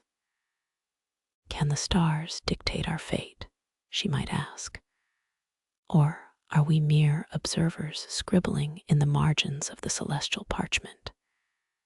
Here, in this sacred hall, answers were not given, they were wrestled into existence. Historians still argue whether Hypatia favored scientific rationalism over mysticism, or if she saw them as complementary. But let's be real. Who doesn't appreciate a little cosmic mystery to keep things interesting? On moonlit nights, she'd likely ponder over both, how star patterns could hint at destiny, and yet those same stars followed mathematical laws laid down by nature. Who needs streaming when you've got the cosmos, right? But not all were starstruck with her views. Conflict simmered, not just in crowded lecture halls, but in the quiet corners where faith and skepticism brushed against each other in polite, yet uneasy conversation. Picture scrolls filled with religious texts, cohabiting with treatises on empirical methods. Talk about your extreme opposites attracting. It's like a cosmic kitchen where alchemists and chemists both claim the same stove. And let's give a nod to the quirky. Did you know some scholars believe Hypatia practiced astronomy by observing reflections on polished shields instead of through lenses? You'd think that'd be a selfie inventor's dream, but instead they're catching cosmic rays. And imagine explaining that to a Roman guard. No, I'm not spying, just reflecting on the universe. So here, in the dust of Alexandria's library, these debates took on tangible form. Papyrus sheets whispered of harmony or collision. Could the rigor of geometry find a partner dance with the flexibility of spiritual inquiry? Hypatia's very existence was both an embodiment and a battleground of this conflict. Navigating through the labyrinth with the grace of a philosopher and the precision of a mathematician, she wasn't just teaching. She was actively sculpting a path through intellectual bedrock where few dared to venture. As these debates intensified, so too did the personal stakes. Hypatia's teachings became a refuge not just from social unrest, but from the cacophony of conflicting ideologies that increasingly clamored for dominance. In the heart of every equation, she might muse, beats the drum of human curiosity, an unquenchable fire fueled by both question and answer. No wonder she could turn any lecture into a philosophical soap opera. But let's be honest, some controversies were more like epic standoffs than dinner debates. Religious texts weren't keen on their authority, questioned by mere speculations. About planetary motion, you can almost hear the dramatic sigh of ancient priests flipping papyrus pages with a little too much attitude. And who could blame them? Their scrolls had clout long before there was clout, but Hypatia, unfazed, navigated these ideological storms, her wisdom a steadying anchor in a sea of chaotic possibility. As you walk the shelves of this ancient library, feel the friction in the air, the electric charge of competing ideas sparking across millennia, religion and science. It's like oil and water, magnets and metals, rom-com movies when you just want action. Yet here, within these sacred, dust-filled halls, they twirl through history, each influencing the other, pushing boundaries, expanding horizons, revealing the endless dance between faith and reason. So let the dust settle around you, not just as particles of forgotten wisdom, but as a reminder of that eternal interplay. The library stands not merely as a guardian of knowledge, but as a witness to the beauty and turmoil born from humanity's quest for understanding.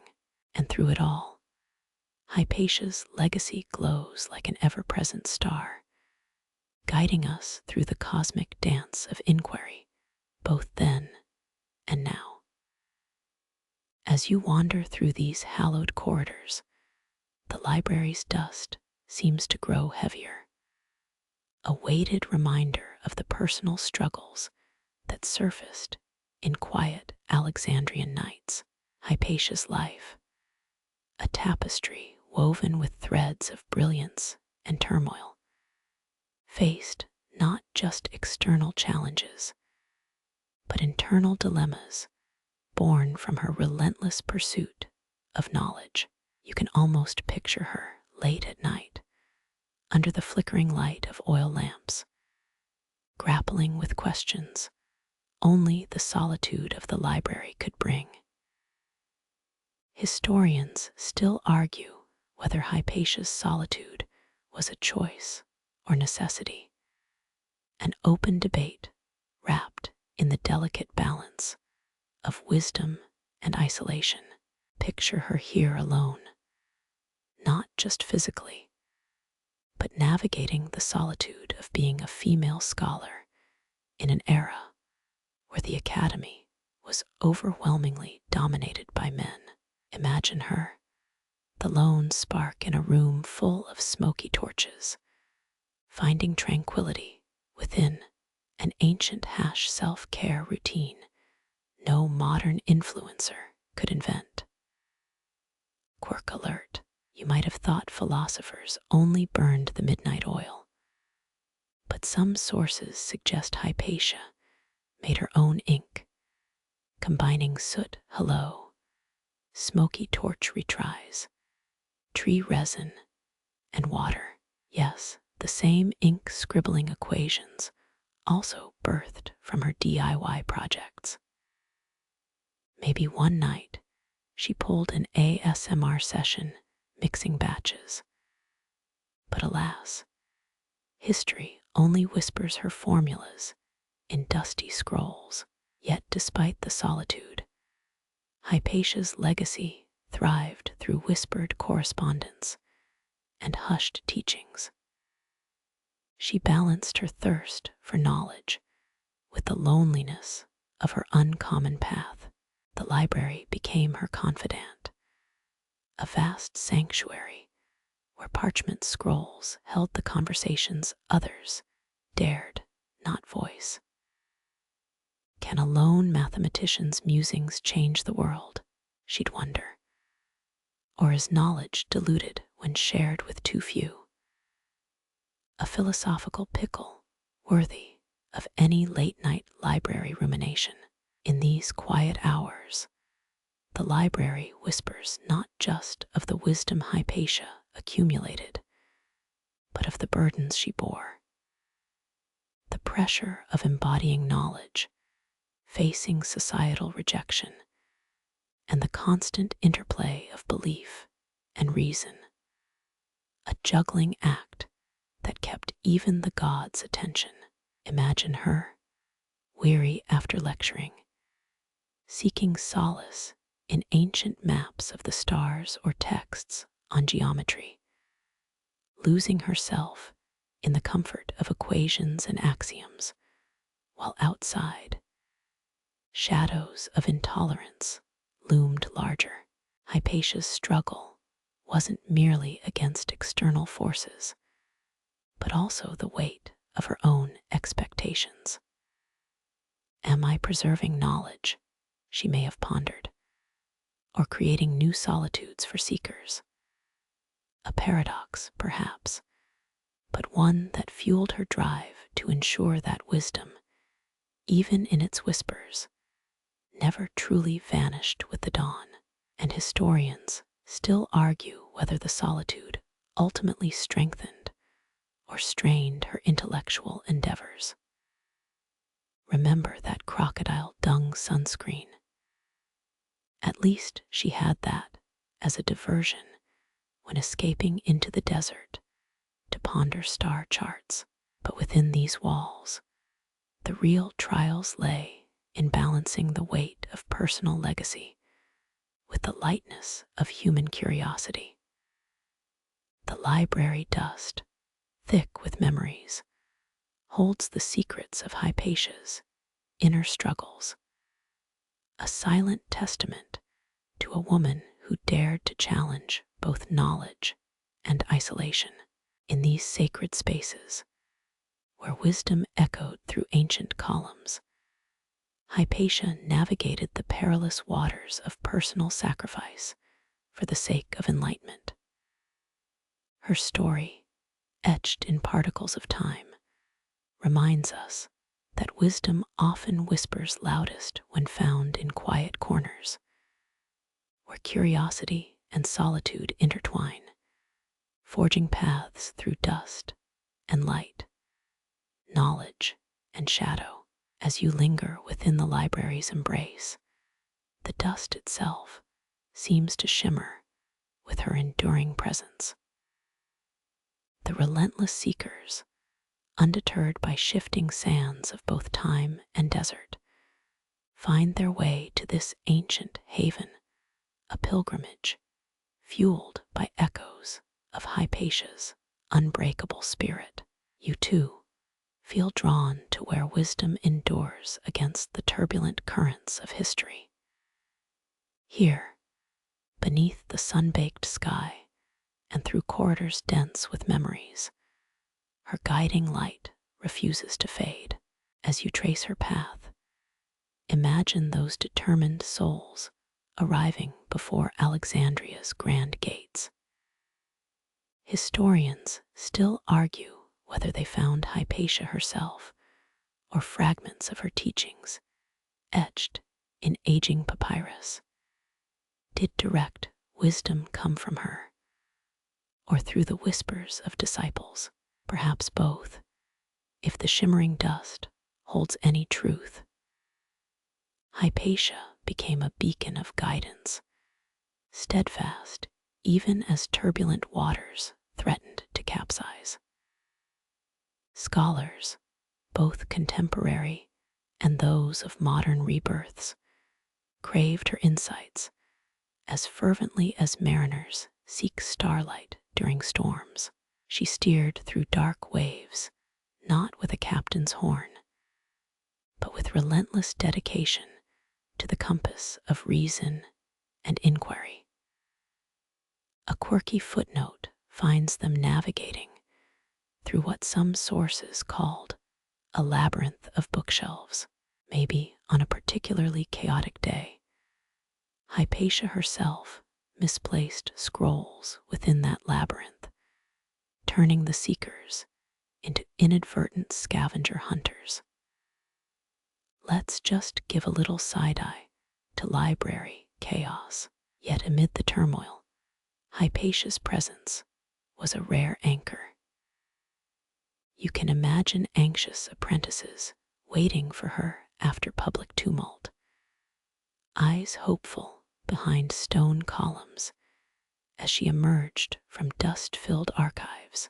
Teacher, how do we balance faith with reason in times like these? They might have asked.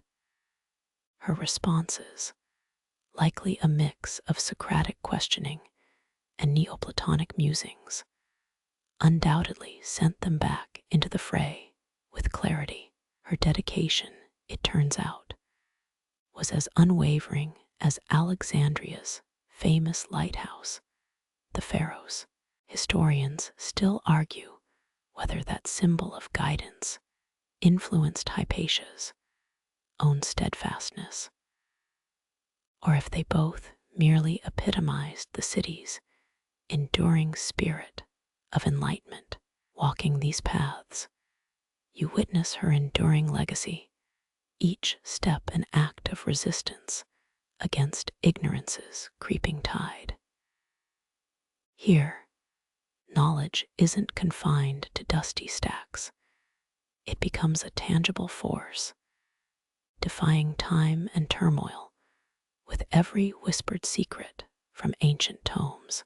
Hypatia, through her resilient quest, reminds us all that wisdom remains steadfast, even amid the storm's roar. You pause near worn marble steps, feeling the library's age-old wisdom thrum beneath your feet. This, you realize, is more than a scholarly pursuit. It's a passage through time, an unbroken continuum where seekers of truth still find solace. In the hallowed library's embrace, where shadows of intellect dance, Hypatia's spirit thrives, a guiding star through turbulent waters. Power struggles outside the library's heavy doors, rippled through the city like storm surges. Yet, within these walls, a different battle unfolded. You feel the tension as you pause, your fingers tracing the wooden spines of centuries-old volumes. Here, amid the dust and whispers, learning faced its own adversaries, those who would see knowledge bound by dogma rather than discovery. You can almost hear the debates that raged in this sanctum, voices rising in passionate plea. Historians still argue whether these clashes stemmed from ideological fervor or outright political ambition. Were Hypatia's rivals true believers seeking purity of doctrine, or power-hungry players in a grander scheme, perhaps like ancient philosophers who turned on one another over the nature of reality? Ambition and conviction became indistinguishable. The city itself was a chessboard, with influence shifting as precariously as the ever-changing sands. You remember Hypatia's father, Theon, a director of Alexandria's prestigious museum. Did he, too, navigate these shifting political tides while nurturing Hypatia's brilliance? The old scholar's legacy lives on in every parchment yellowed with age, tucked away within these sturdy shelves. You imagine Hypatia herself, that singular figure at the nexus of wisdom and worldly strife.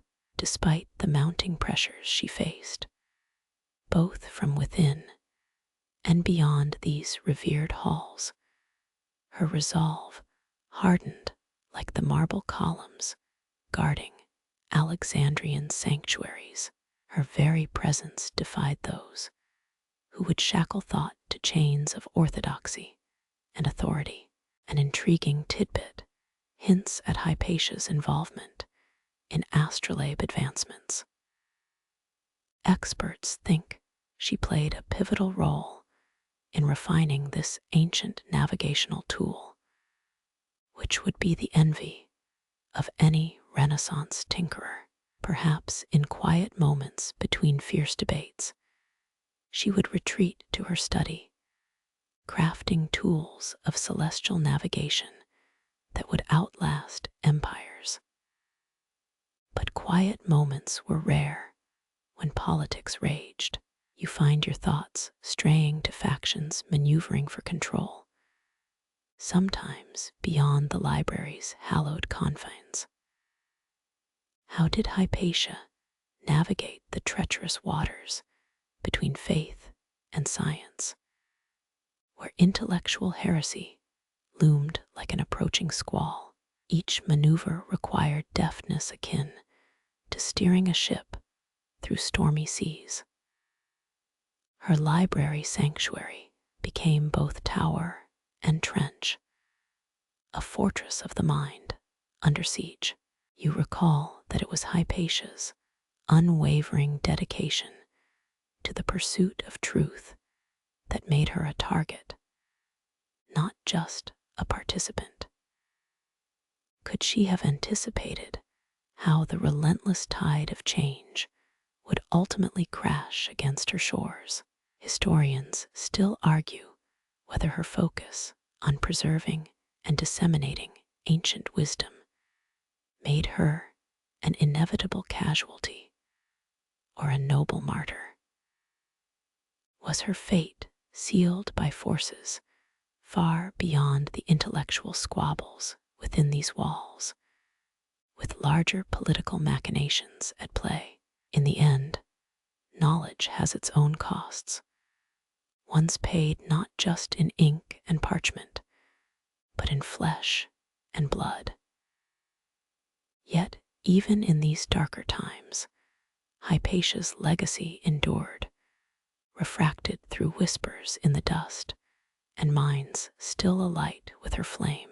Here, amid library shadows and shifting sands, you realize her spirit remained unbroken, an enduring testament to the power of reason amid the storm's relentless roar.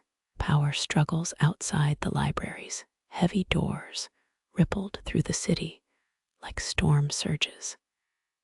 Yet, within these walls, a different battle unfolded. You feel the tension as you pause, your fingers tracing the wooden spines of centuries-old volumes. Here, amid the dust and whispers, learning faced its own adversaries, those who would see knowledge bound by dogma rather than discovery. You can almost hear the debates that raged in this sanctum, voices rising in passionate plea. Historians still argue whether these clashes stemmed from ideological fervor or outright political ambition. Were Hypatia's rivals true believers seeking purity of doctrine, or power-hungry players in a grander scheme? Perhaps, like ancient philosophers who turned on one another over the nature of reality, ambition and conviction became indistinguishable. The city itself was a chessboard, with influence shifting as precariously as the ever-changing sands. You remember Hypatia's father, Theon, a director of Alexandria's prestigious museum. Did he, too, navigate these shifting political tides while nurturing Hypatia's brilliance? The old scholar's legacy lives on in every parchment yellowed with age, tucked away within these sturdy shelves. You imagine Hypatia herself, that singular figure at the nexus of wisdom and worldly strife, despite the mounting pressures she faced, both from within and beyond these revered halls. Her resolve hardened like the marble columns guarding Alexandrian sanctuaries. Her very presence defied those who would shackle thought to chains of orthodoxy and authority. An intriguing tidbit hints at Hypatia's involvement in astrolabe advancements. Experts think she played a pivotal role in refining this ancient navigational tool, which would be the envy of any Renaissance tinkerer. Perhaps in quiet moments between fierce debates, she would retreat to her study, crafting tools of celestial navigation that would outlast empires. But quiet moments were rare when politics raged. You find your thoughts straying to factions maneuvering for control, sometimes beyond the library's hallowed confines. How did Hypatia navigate the treacherous waters between faith and science, where intellectual heresy loomed like an approaching squall? Each maneuver required deftness akin to steering a ship through stormy seas. Her library sanctuary became both tower and trench, a fortress of mind under siege. You recall that it was Hypatia's unwavering dedication to the pursuit of truth that made her a target, not just a participant. Could she have anticipated how the relentless tide of change would ultimately crash against her shores? Historians still argue whether her focus on preserving and disseminating ancient wisdom made her an inevitable casualty or a noble martyr. Was her fate sealed by forces far beyond the intellectual squabbles within these walls, with larger political machinations at play? In the end, knowledge has its own costs, ones paid not just in ink and parchment, but in flesh and blood. Yet, even in these darker times, Hypatia's legacy endured, refracted through whispers in the dust, and minds still alight with her flame.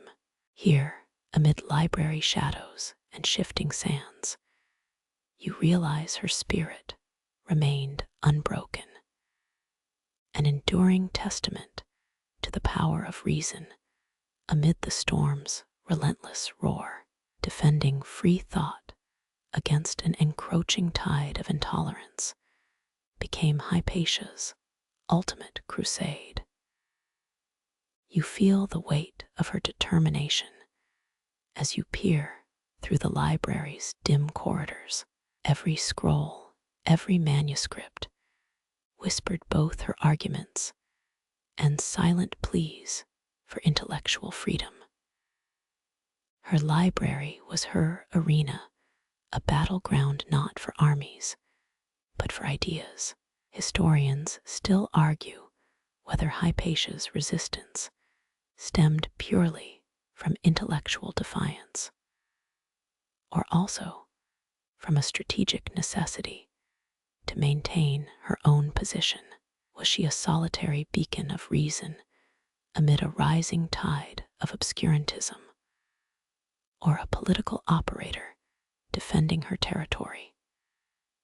The answer dances somewhere between both extremes. One thing remains certain.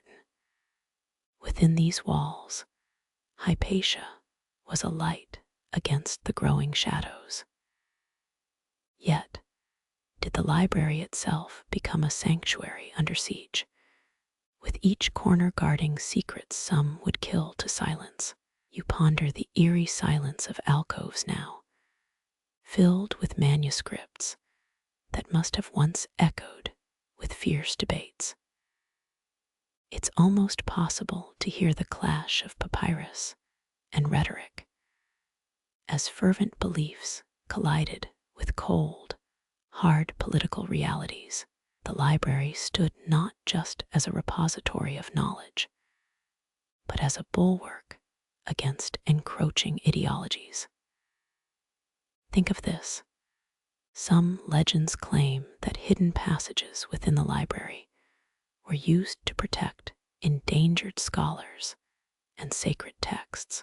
Imagine Hypatia leading secret nightly missions to smuggle valuable scrolls to safe locations. A plot worthy of a Hollywood blockbuster. Historians' skepticism notwithstanding, you wander through the space, visualizing Hypatia's determined silhouette, facing down adversaries whose names now belong to footnotes in history. Her adversaries wielded not just philosophical swords, but tools of power. Did the rivalry between Hypatia and Cyril, Alexandria's influential bishop, fuel the fires of this ideological war?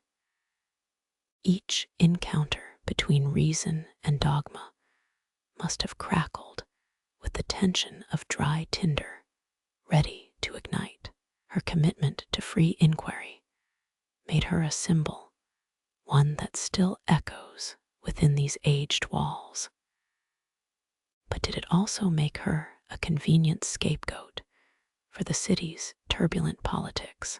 Experts suggest that Hypatia became a nexus of conflict, where ideology, faith, and political strategy converged into a dangerous storm. In a city rife with intrigue, her unwavering stance on preserving ancient wisdom painted a target on her back, regardless of the larger forces conspiring against her. And yet, history remembers those brave enough to stand against the tide. Here, where Hypatia's intellectual flame fought hardest to survive, you sense the true cost of those battles fought not just for knowledge, but for freedom. In a city where the sands of power shifted unpredictably, some lights refused to be extinguished. Her resolute quest to protect, uphold, and propagate knowledge became her defining act of resistance against a world willing to forget its own past. Hypatia's legend endures in every dusty scroll, each whisper of ancient wisdom preserved against all odds. Here, amid these very walls, you grasp the profound courage it took to embody light amid encroaching shadows. Even as the tempest raged, Hypatia's spirit remained, defiantly illuminating the path of reason in the darkest of times. You find yourself standing amid the hallowed shelves, where Hypatia's brilliance once illuminated these corridors, and her steadfast resolve battled relentless tides. Betrayal loomed on the horizon, casting long shadows that threatened to extinguish her light. Yet, within each dust mote lingered whispers of her enduring legacy. Historians still argue whether her fate was a tragic inevitability or an orchestrated sacrifice in a larger power struggle. Could you feel the tension building, much like a symphony approaching its crescendo? Each breath of wind through half-open windows seemed to carry both the sighs of ancient scrolls and the murmurs of brewing conflict. Hypatia's wisdom beacon flickered amid the storm, her life a poignant chapter in humanity's ongoing dance between enlightenment and darkness. The library's sanctuary became her stage, with every echo of debate still resonating in the walls. Dust particles swirled like celestial bodies, obeying unseen forces, holding secrets that some would go to great lengths to possess or obliterate. Think about Cyril, the bishop who cast a long, inscrutable shadow over Hypatia's final days. Was he merely the face of intolerance, or a symptom of broader societal rifts, unraveling the very fabric of Alexandrian intellectual life? As the storm's fervor intensified, Hypatia's dedication didn't waver.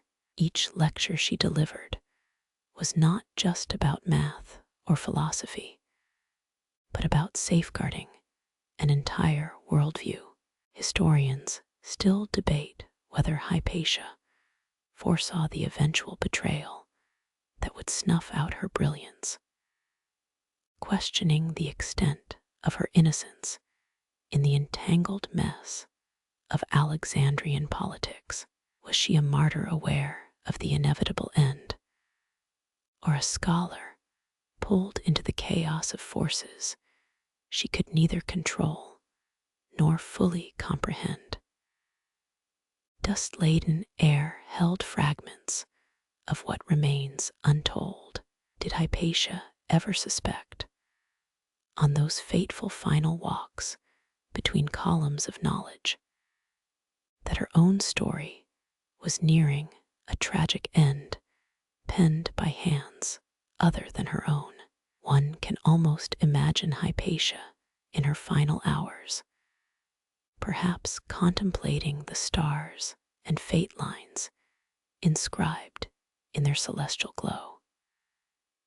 How much did she understand about the confluence of ambition, faith, and the perilous pursuit of truth that spiraled toward her doom? In those quiet moments, where did she find solace? Amidst crumbling walls and the shifting tides of dogma, did she think of her father's lessons amidst these selfsame shelves?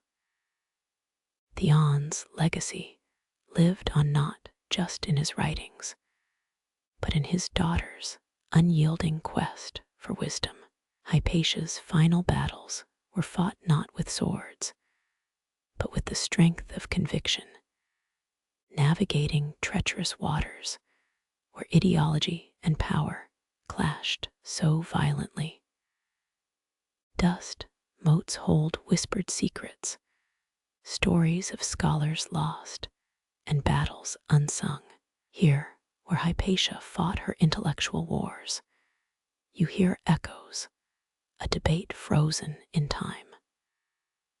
Scholars think some manuscripts vanished entirely in the days after her tragedy, spirited away by unseen hands to protect truths some deemed too perilous. Were they saved, or did they dissolve like dreams forgotten at dawn? Hypatia herself became a symbol of light against encroaching darkness, a figure whose martyrdom transcended her lived moment to enter collective consciousness. In an era where knowledge was both precious and perilous, she became an emblematic guardian of reason. Her spirit lingered in every hushed corner, a testament to the power of free thought and its eternal struggle against the forces that would have it subdued. Each whisper of dust traces the outline of her final journey through corridors that witnessed brilliance and betrayal both. Hypatia's star shone brightest in those final, defiant moments. Her legacy, woven through the dust-filled air, refuses to be silenced. Amid the rise and fall of civilizations, her name endures, a reminder of the eternal battle between enlightenment and the encroaching shadows of dogma, power, and deceit. Centuries stretch out like endless scrolls, each speck of dust a testament to the life that once pulsed through this grand library. Within the whispers of particulate matter, the entire tale of Hypatia's life remains meticulously chronicled.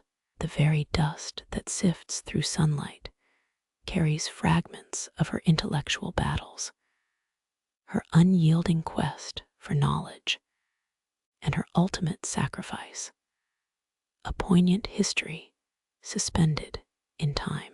You tread softly through the quiet, almost reverent silence. Here, among the remnants of greatness, each step feels like a pilgrimage across ages. The library's ancient stone, cool against your fingers, still echoes tales from its most illustrious era. You can almost hear the rustle of papyrus, the quills scratching against parchment, the low hum of philosophers in debate, echoes of yesterday lingering in today's stillness. Somewhere in the deep recesses of time, the question of how Hypatia's life met its tragic end remains unsettled. Historians still argue whether her death was a calculated act of power politics, masked under the guise of religious fervor. Was she truly a casualty in an era where the very air trembled with uncertainty and change?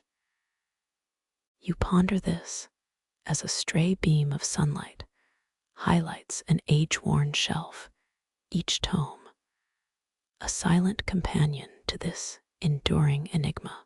You're surrounded by evidence of her intellectual vigor. Scholars have long speculated about a particularly enigmatic manuscript rumored to have held Hypatia's personal notes on celestial phenomena. To this day, the record's whereabouts remain unsolved. Some whisper it was lost amidst the ransack of the library, while others claim it found sanctuary far beyond the borders of Alexandria. You can't help but imagine the knowledge it might have cradled, tucked away like buried treasure, waiting patiently for a modern-day thinker to uncover. Dust clings to the edges of shelves that once cradled Aristotle's works, now resting in silence. Hypatia's life reverberates through these particles, each one a story, a secret. Her teachings weren't relegated to the minds of scholars alone. They echoed into the streets, mingling with the mundane and the magnificent alike. Her influence permeated the lives of students far beyond the library's grand walls, creating ripples that forever altered the course of philosophical thought. As time's slow river carried away her physical presence, something indelible remained within the dust, a silent guard of her undying spirit.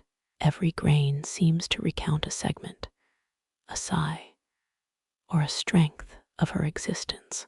In these whispers, you hear not only of a philosopher's end, but of enduring inspiration, as if saying, even against the harshest shadows, the light of wisdom endures.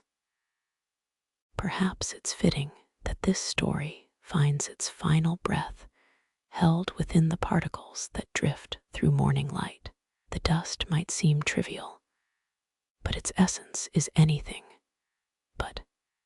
In each floating fragment lies an untold history, a forgotten world, and an unwritten saga of human resilience. You realize Hypatia's life, her pursuit of truth, has been etched into the very air we breathe, a legacy as enduring as it is ethereal. The room breathes around you, whispering secrets born on tiny fragments. You sense Hypatia's story, held within each silent grain. A library, preserved through the gentle passage of time. In the final analysis, her legacy rests not in stone, but in dust, not in grandiose monuments, but in unassuming particles, quiet witnesses to the light she fought so fiercely to keep aglow. Here, in this hallowed sanctuary, her memory stands immortal, woven through the silent stories held by each particle in the air. The dust stands as her final chapter, an elegant, enduring testament to a woman who sought to illuminate the world. Among these reverent walls, history's greatest philosopher lives on, a whisper on the wind, a memory woven into time itself. Silence grows heavier, yet more profound, as volumes gather age's cloak. Each text is a silent guardian of knowledge, now dormant, yet perpetually watchful. Here, in this stillness, wisdom sleeps with an anticipation known only to the ages. You can almost sense a primordial patience, as if these tomes are biding their time, waiting for the right moment to awaken and inspire the seekers of tomorrow.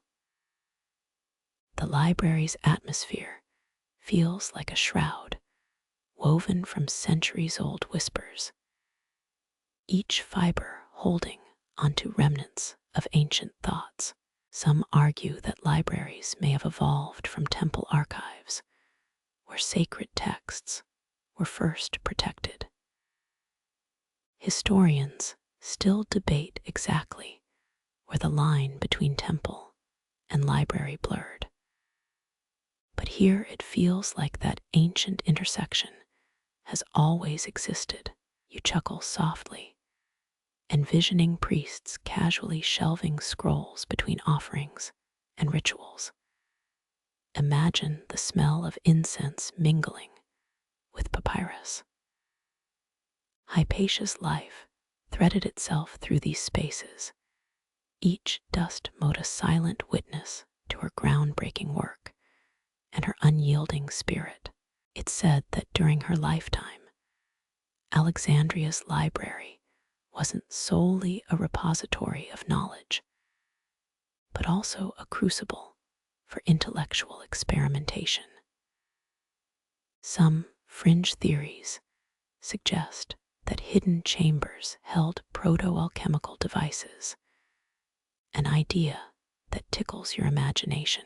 You envision Hypatia, clad in philosopher's robes, elbow deep in early experiments, possibly concocting elixirs or decoding celestial mysteries long before their time.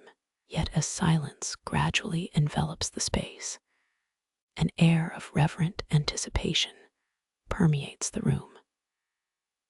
Here, dust and manuscript stand alongside one another as unwavering sentinels of knowledge. The soft glow from ancient lanterns now rests only in memory. You brush your fingers across a weathered scroll, tracing the contour of Hypatia's world through the grainy residue of time. In the stillness, you're drawn to an obscure text nestled away in a nook. A codex some believe contains Hypatia's lesser-known treatises on mechanics.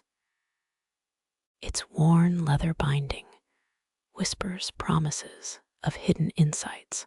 Who knows what marvels of thought lie trapped within its pages, waiting for a curious mind.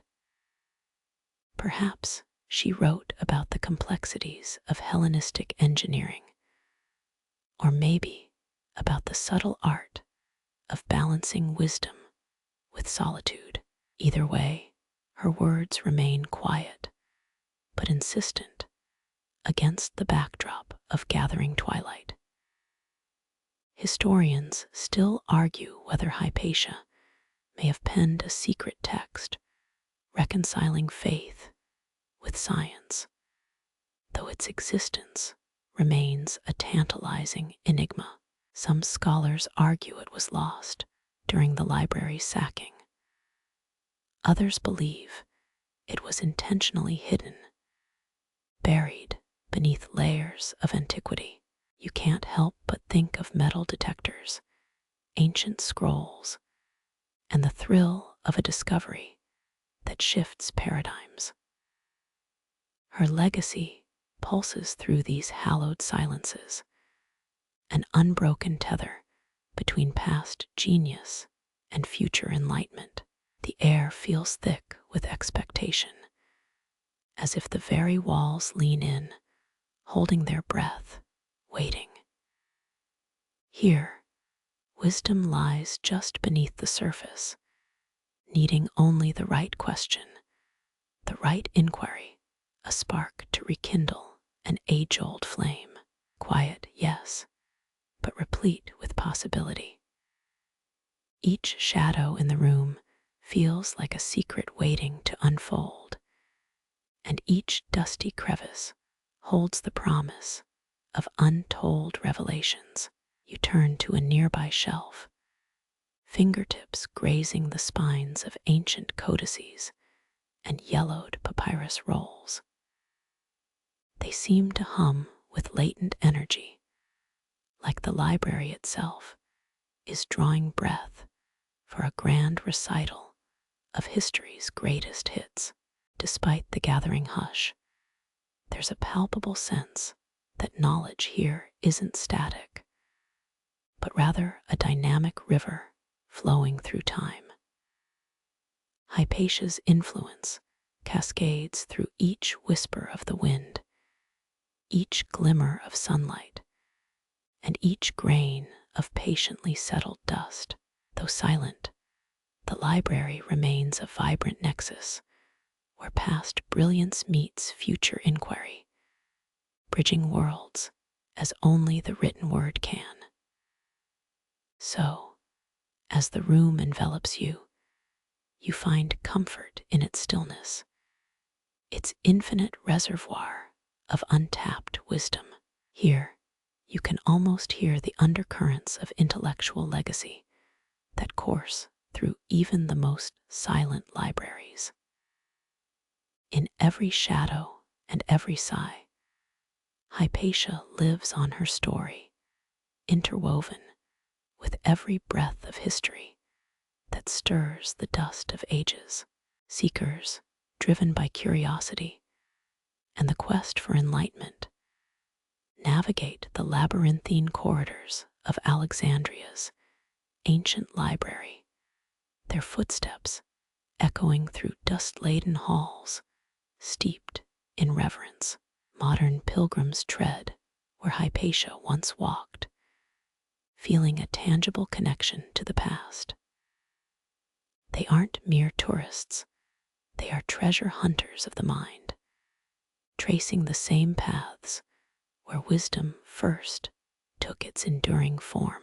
Each footfall stirs ancient particles, momentarily bringing them to life, like whispers passing through centuries-old pages.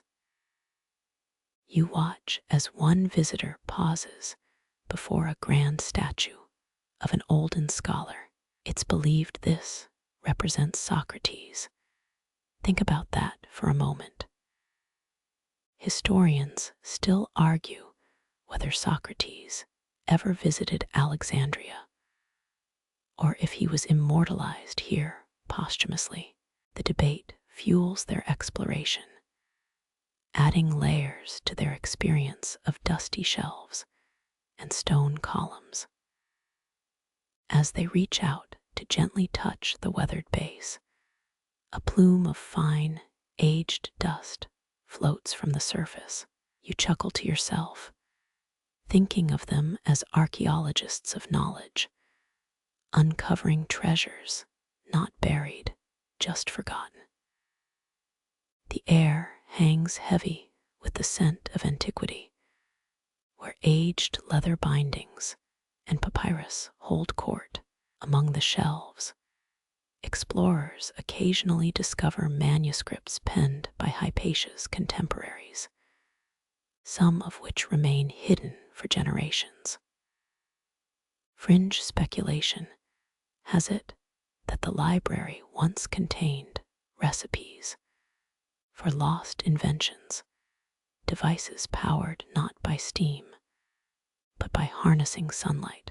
Picture scholars, in the spirit of Hypatia, crafting solar engines long before Tesla could. Such tantalizing notions light an adventurous spark in the seeker's eyes. With each parchment and tome discovered, a connection forms between their modern minds and ancient wisdom. Dust, the humble custodian of history, gently yields its secrets. Laughter from distant halls echoes, but it isn't disruptive. It harmonizes with the library's timeless melody. Some visitors sit quietly in contemplation, as if engaging in a philosophical dialogue with shadows of old. Here, knowledge isn't just recalled, but relived, its essence interwoven with every sigh of the wind and whisper of the ages. You notice one enthusiast kneeling beside a particular shelf, peering at an obscure text that seemed almost unnoticed. That's it, those quiet moments of genuine curiosity are the library's lifeblood. Each page turned is a bridge to the past, and with every word, they're awakening echoes of Hypatia's lectures, her debates, and her unwavering passion for celestial mechanics. The seeker's furrowed brow hints at complex thoughts unfolding. Maybe they're wrestling with an ancient paradox, or perhaps just deciphering faded ink. The library isn't just a place, it's an intersection where different ages coalesce, where seekers become scholars, at least in spirit. Historians still argue whether specific sections of Hypatia's treatises were lost in translation. This ongoing debate enriches the seeker's experience, weaving an intricate tapestry of past and present. You smile as you think of how these discussions spark further curiosity, driving the pilgrims to unearth even more fragments of wisdom. Ancient wisdom isn't confined to dusty pages. It's a living, breathing pulse coursing through the very bones of this sacred space. Each inquisitive mind that steps inside helps resurrect Hypatia's spirit. The rooms resonate with potential, filled with forgotten parchments and half-buried scrolls, waiting not for excavation, but reawakening. Here, seekers find stories, but they also find themselves woven into the broader narrative of human knowledge, a tapestry spanning millennia. As seekers leave the library, there's a palpable transformation in their gait and demeanor. They carry with them more than historical insights. They bear the collective weight of revived ideas, the unspoken duty to pass on what they discovered. The silence is no longer just silence. It's a fertile void pregnant with the next great revelation. They've walked through history, touched it, breathed it, and in doing so, they've become its stewards for a moment. And you realize every seeker's journey begins with a question. their quest through these hallowed halls, guided by a whisper of dust or the ghost of an old scroll, is a testament to the unbreakable line connecting past brilliance with future inquiry. The seekers carry forward the legacy, ensuring that Hypatia's story and the libraries will continue to inspire, discover, and ignite the spark of wisdom in every curious soul that dares to enter. Rediscovery breathes life into forgotten alcoves where dust once lay undisturbed, now dances in shafts of sunlight. Seekers unwrap the past like old photographs, finding layers of knowledge buried beneath centuries of neglect. Each volume uncovered is another brushstroke in the mosaic of Hypatia's enduring influence. You move with a delicate touch through these ancient wings as whispers of long-lost texts emerge.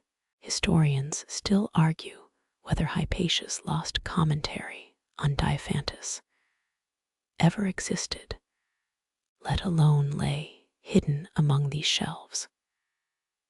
The debate adds an allure, a scavenger's thrill, as modern pilgrims sift through what was left behind.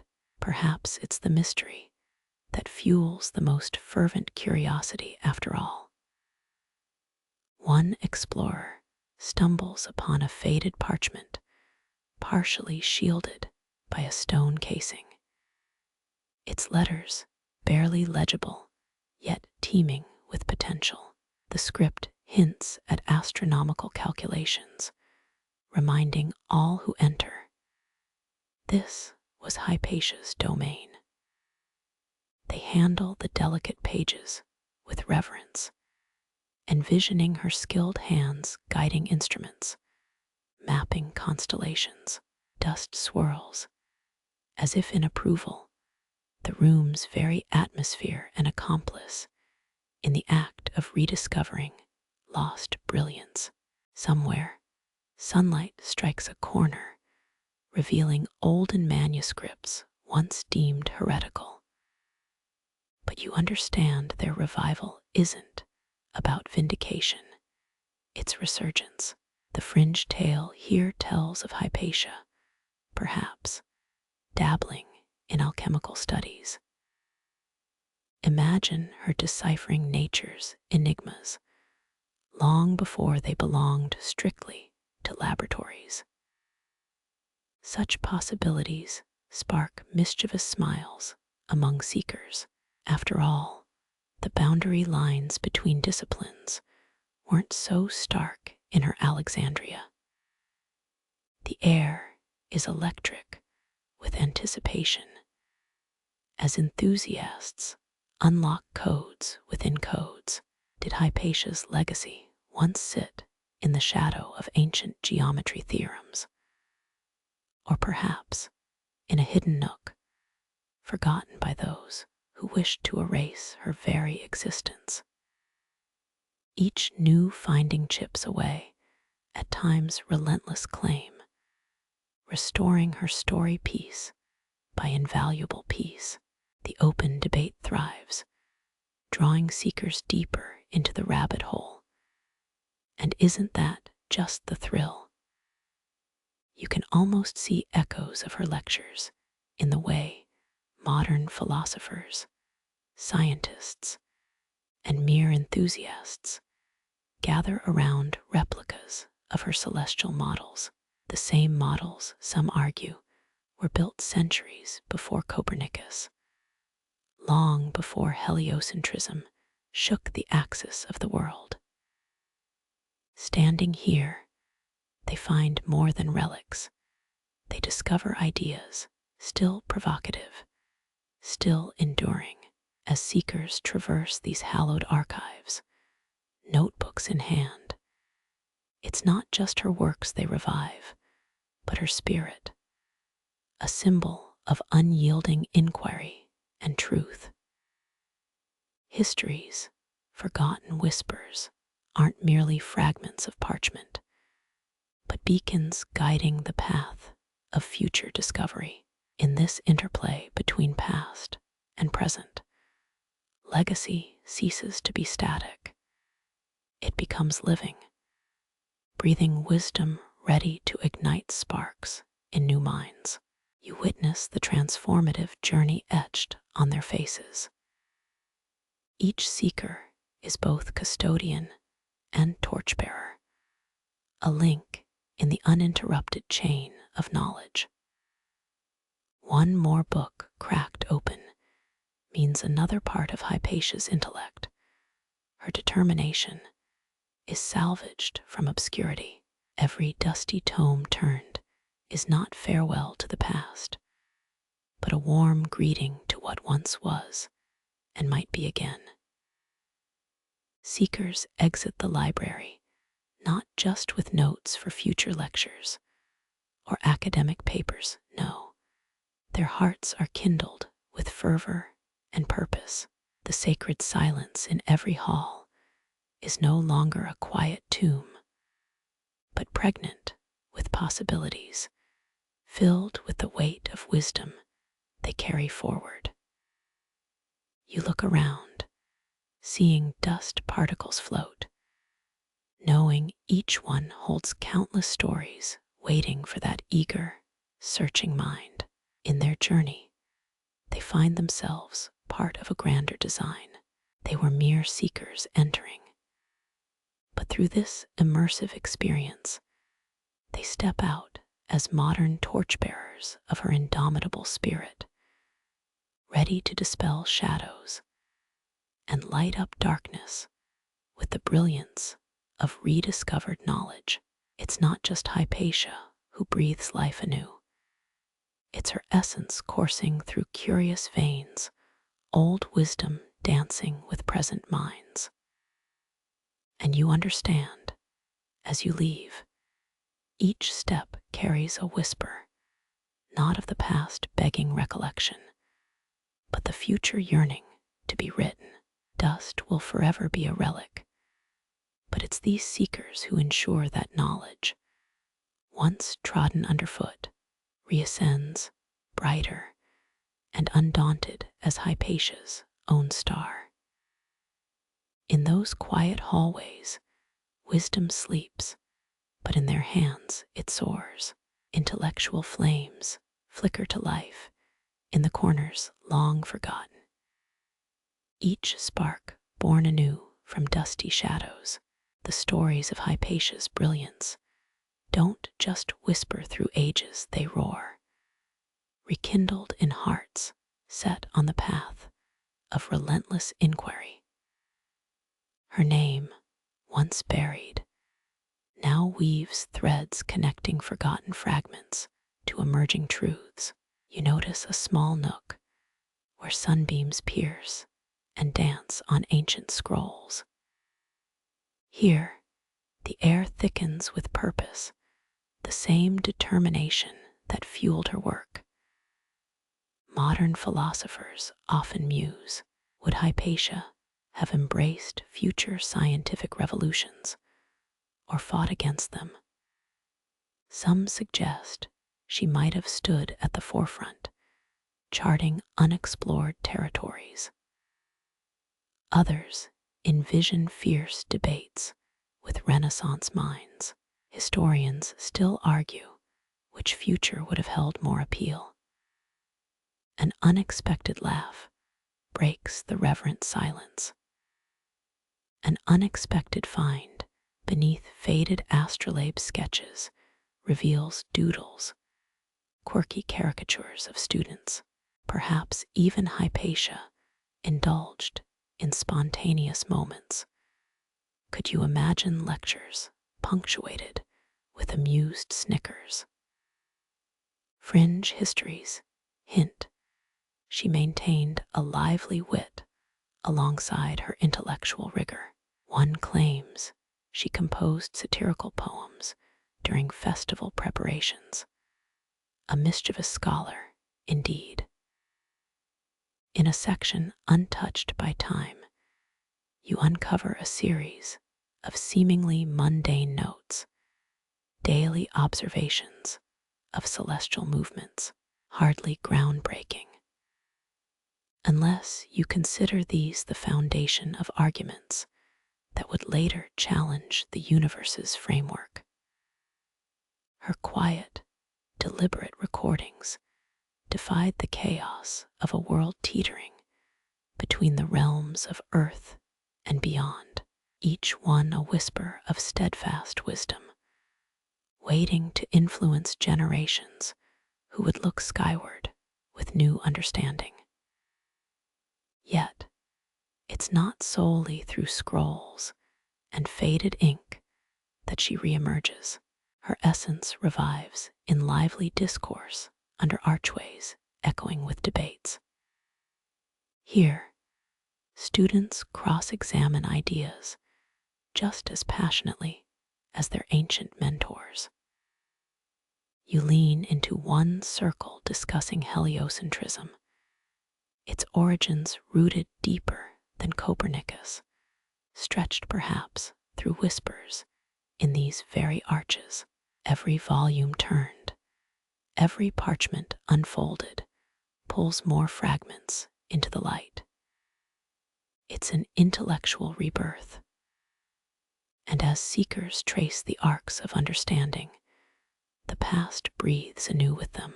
They pass through spaces once shrouded in mystery, now vibrant with dialogues she might have cherished.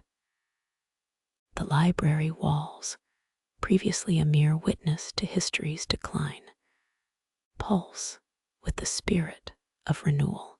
You walk not as a mere custodian, but as a participant, where the very dust becomes not a relic, but a record, each particle a testament to thoughts never lost, just waiting for the breath of rediscovery. And with that, wisdom doesn't just resurface, it thrives, bridging the void between centuries with unyielding light.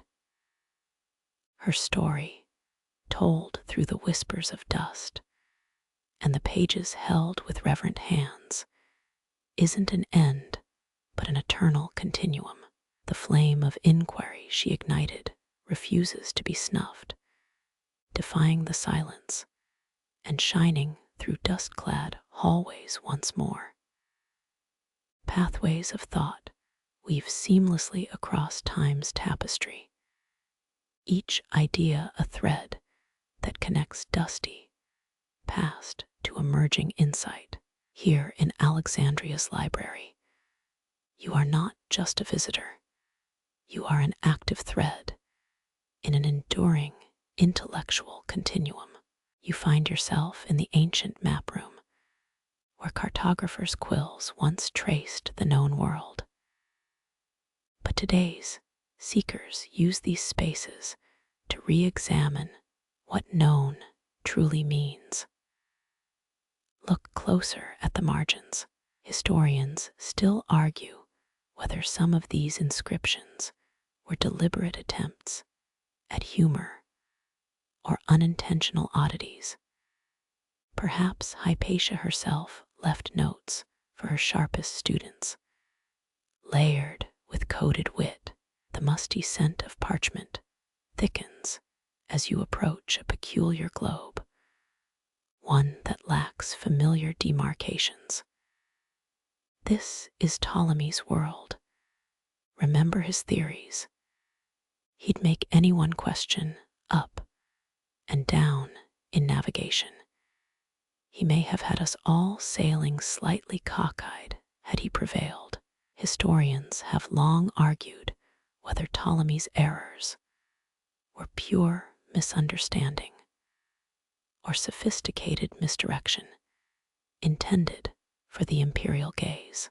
An arch leads you to a chamber where modern-day astronomers and ancient stargazers share the same space. A telescope's metal gleams softly, echoing the bronze of Hypatia's astrolabes. You're about to hear a student passionately explain how her studies of lunar cycles likely informed methods still used by medieval star chart compilers. The debate about whether she predicted celestial events with any reliability rages on, perhaps fueled by the precise notations we keep finding in her commentaries. You linger by an elaborate, faded mural, the celestial river of Alexandria. This mosaic captures the interplay of cosmic forces as interpreted by scholars from her era. Just like today, ancient debates centered around how stars and planets influenced Earth's realms. You can practically hear students cite Hypatia, whose mathematical precision may have revealed early astronomical constants used in both science and astrology. Historians still argue, did Hypatia embrace aspects of Egyptian mystical traditions alongside her Greek rationalism?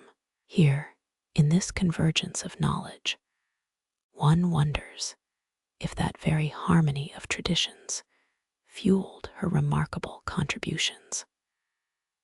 Some curious texts allude to her potential experimentations with alchemical principles, a notion that would both entertain and frustrate modern purists.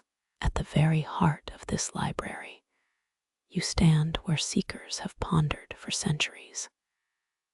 Did she imagine this continuity? Could she foresee today's challenges, born from her legacy of relentless inquiry? Each page turned, each scroll unrolled, echoes through time, a testament that knowledge, once set free, cannot be confined. In ancient scrolls, ink fades, but never fully disappears. Just like Hypatia's spirit reemerges, so too does her dedication inspire present thinkers to chase the light of understanding. The paths you tread now bear witness to that same light, unwavering through epochs of dust and discovery.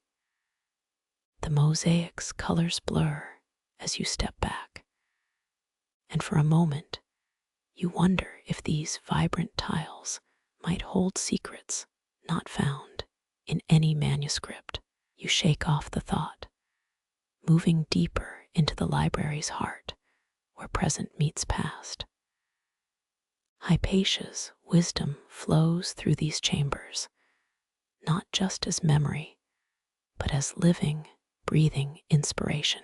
You find scholars hunched over digital tablets beside well-worn manuscripts, their screens flickering with translations. The debate about whether her methods influenced today's coding algorithms still rages. Maybe that old codex about celestial harmonies held more than star placements. Perhaps it was Alexandria's first encryption manual. Your eyes catch a lecture in progress, a modern expert demonstrating how ancient geometry principles underlie fractal design. Their board fills with Fibonacci sequences, weaving through Hypatia's axioms. Historians still argue whether Greek scholars had any inkling of fractals' existence. But who can say what wisdom remained unwritten, preserved in whispers carried by the library's dust? A side chamber draws your attention with muted murmurs. You step in and find students dissecting Ptolemy's ancient texts using holographic displays, a technological marriage to ancient thought. They debate the extent to which Hypatia herself might have embraced visual demonstrations we consider avant-garde. Was she the original tech integrator we never credited? You pass a large, arched window. Sunlight filters softly, bathing scholars in a glow reminiscent of oil lamps. Hypatia's influence extends even to learning environments. She likely understood the importance of ambient lighting centuries before modern educators did. Did she experiment with light's impact on cognitive performance? Historians still speculate if her classrooms were designed for optimal focus. Stepping toward the library's central atrium, you pause at a stone bust shrouded in fine dust. She gazes outward, eternal in her silent watchfulness, a guardian of knowledge, both ancient and newfound. Modern restorations keep her visage sharp, yet an unbroken connection to the past shimmers in the air. You wonder, does this physical presence capture all her essence? Or does our modern context reshape her memory? Next, you approach a digital archive center. Its silence, a stark contrast to the library's organic whispers. Researchers upload and decode fragmentary texts. Some murmur of an anomalous fragment suggesting Hypatia's engagement in early acoustic studies. Was she analyzing sound frequencies? Debate lingers. Could these marginal notes signify experiments using the ancient sound bowls found in her lecture halls? As you move deeper, you enter a space devoted to philosophical discourse. Screen holograms display intertwined models of Neoplatonism and modern existentialism. You listen in as a student cites Hypatia's theories, bridging metaphysical concepts across epochs. Does this echo her own cross-disciplinary approach? Did she predict today's blurred scholarly boundaries? Historians still ponder the depth of her integrative knowledge. A sudden chime from a nearby antique clock makes you look up. The clock, one of Alexandria's old wonders, still keeps time with mechanical precision, its gears a study in ancient engineering. Its mechanism likely mirrors Hypatia's own temporal studies. Experts debate if she explored horology's principles.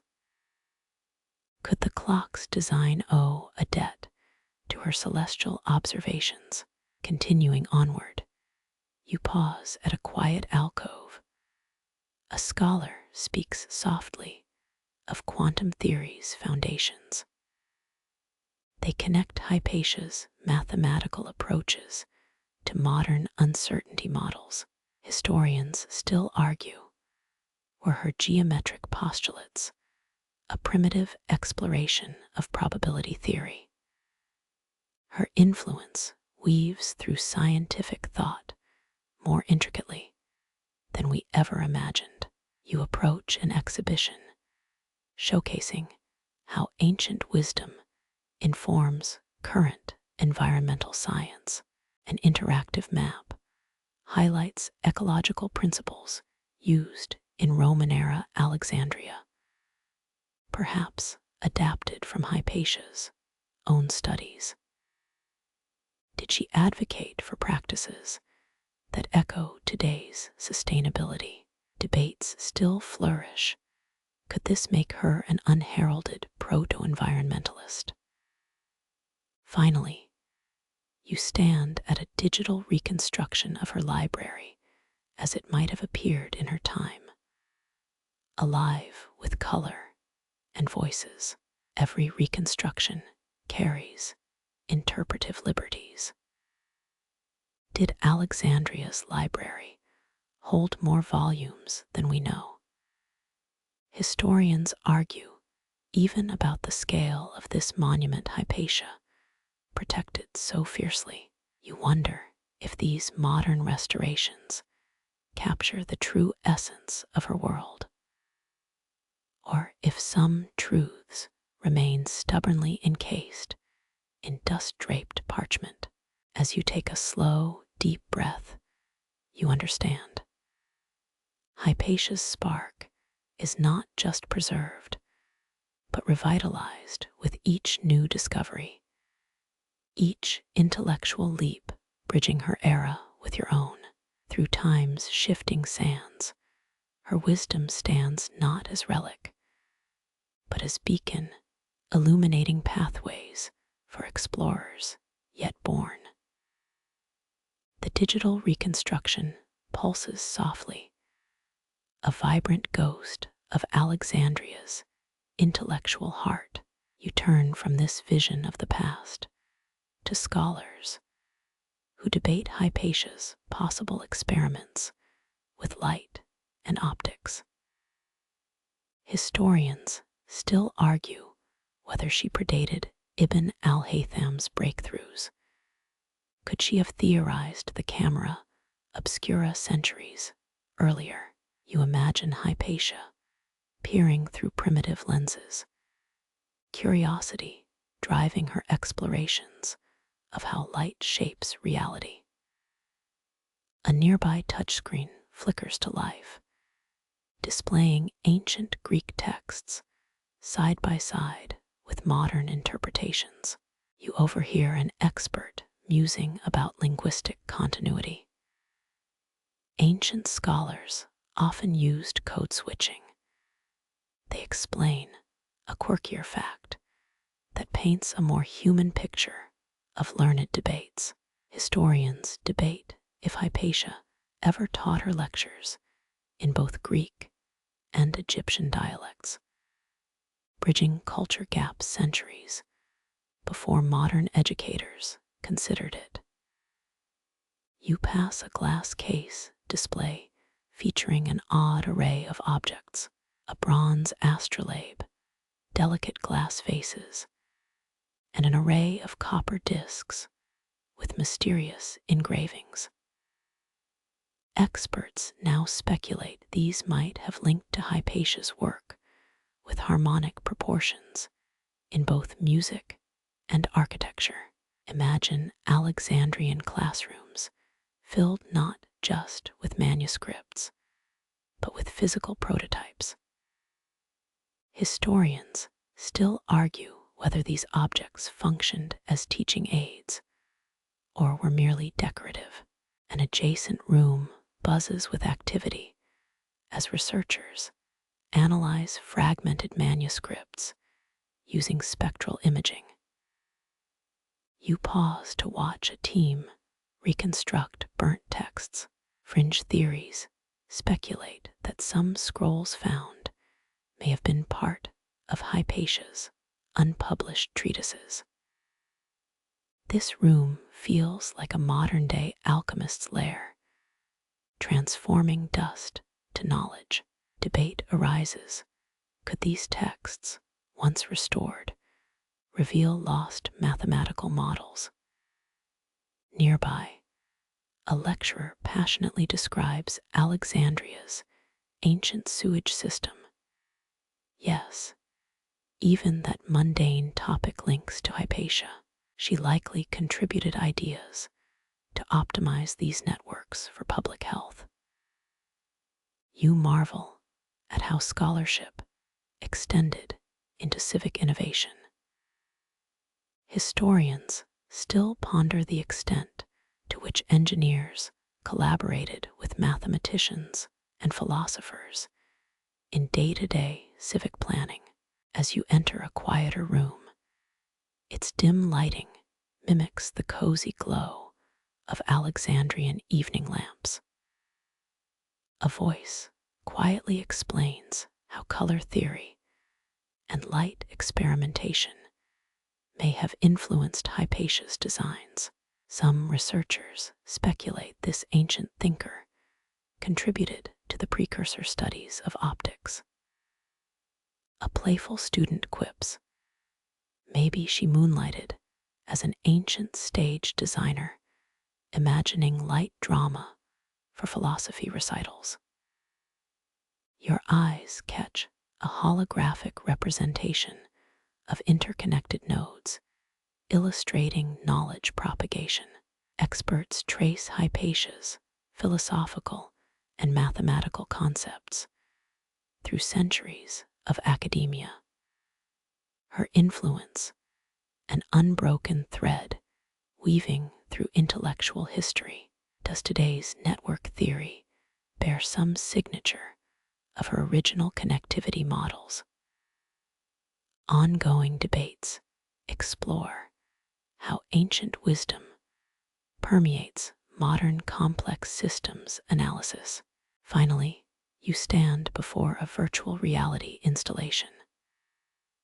As you don the headset, you're transported to an ancient classroom where discussions between students echo warmly.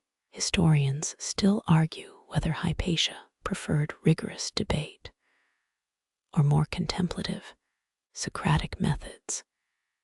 Did her teaching style vary with subject matter? You experience a moment of awe as past and present become one. Hypatia's voice, reimagined, resonates, a guiding star for new seekers. And with that final realization, you return to the gallery's cool stillness, leaving the VR world with a lingering sense of ancient minds bridging time. As you exhale slowly, you understand the power of unified thought spanning ages. Hypatia's essence, a spirit of inquiry transcending her era, continues, inspiring present-day scholars through Alexandria's whispers preserved in enduring library dust. You linger, entranced by how timeless ideas echo through history's corridors. A subtle shift in lighting draws you toward an exhibit featuring Renaissance manuscripts alongside Alexandrian scrolls. Experts illustrate shared geometric principles, tracing Hypatia's math through the centuries. It's a visual symphony showing how scholars revived ancient concepts long after dust settled on her works. Historians still argue whether the reawakening of her texts influenced Renaissance humanism directly. Did those old scroll fragments spark new intellectual revolutions? A quirky aside pulls you aside. As you pass under a ceiling fresco, you notice a modern replica of an ancient board game, Mehen, nestled among exhibits. Researchers debate whether intellectuals like Hypatia mingled serious discourse with recreational strategy games. Imagine, between celestial calculations, taking a break for a quick match against a rival. Who knows, the same mind pondering planets' motions might have strategized best defensive moves during their downtime. Perhaps intellectual rigor trained their tactical prowess. You pause near a touchscreen displaying educational lineage flowcharts. Scholars track philosophical threads linking Hypatia to modern universities' curriculums. Did ancient study methods subtly inform medieval scholasticism or even Renaissance pedagogy? Some experts propose her synthesis of Neoplatonism and mathematics quietly influenced educational architecture throughout Europe.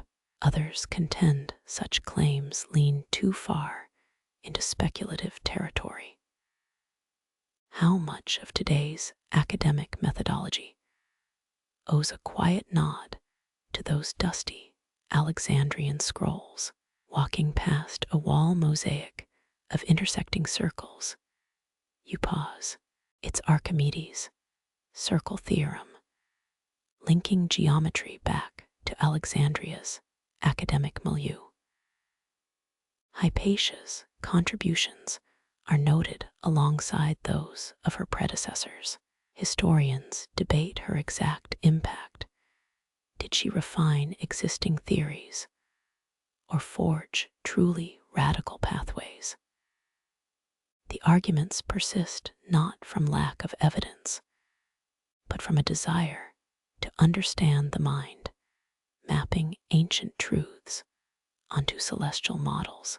As you meander, a researcher presents a holographic reconstruction of a fragmented text, a treatise on optics. Fringe scholars suggest Hypatia herself penned such analyses, speculating on light's properties far beyond her era. Others note such attributions may stem merely from admiration rather than documented fact. Historians still argue whether newly discovered fragments might add authentic details to her profile. Did she, or didn't she, author groundbreaking optics research? Finally, you find yourself in a quieter chamber, meditative space reminiscent of ancient study halls where time slows. Voices of scholars past seem to whisper between the digital displays. A central piece shows an interconnected world, scholars across continents linked by translations and rediscoveries of long-lost knowledge. Hypatia's influence, a beacon for later mathematicians. Ongoing discussions ponder just how her pioneering work may have catalyzed later academic breakthroughs. Could mathematical revolutions, we think isolated, actually be chapters in one continuous scholarly story? Stepping out into an atrium awash with early evening light, you sense Hypatia's legacy blending with Alexandria's present pulse. Her scholarly spirit still weaves through today's academic world. A plaque nearby subtly mentions public debates on reclaiming her legacy. Her name becomes not just a figure of Alexandria's past, but a symbol illuminating future pathways. This timeless influence, a quiet but steady guiding light, endures in seekers' hearts, bridging forgotten realms with burgeoning wisdom. And as the sun sets, casting an orange glow through the ancient city, you recognize that the real legacy, woven across decades, guides new explorers. Hypatia's essence lives on, an unbroken part of humanity's knowledge tapestry, forever inspiring, forever guiding through the whispers preserved in Alexandria's enduring library dust. You step into the observatory dome, where modern telescopes echo ancient calculations. This chamber pays homage to Hypatia's astronomical observations. Here, her studies of celestial bodies merge with contemporary star mapping. The glass above, free of light pollution, offers clarity similar to what Hypatia sought in her own observations. You realize the stars she once mapped remain the same, unmoved by human conflict. While tracing the constellations, a digital overlay shows what ancient scholars saw in the sky. Hypatia might have gazed upon Orion, interpreting it as more than a simple hunter.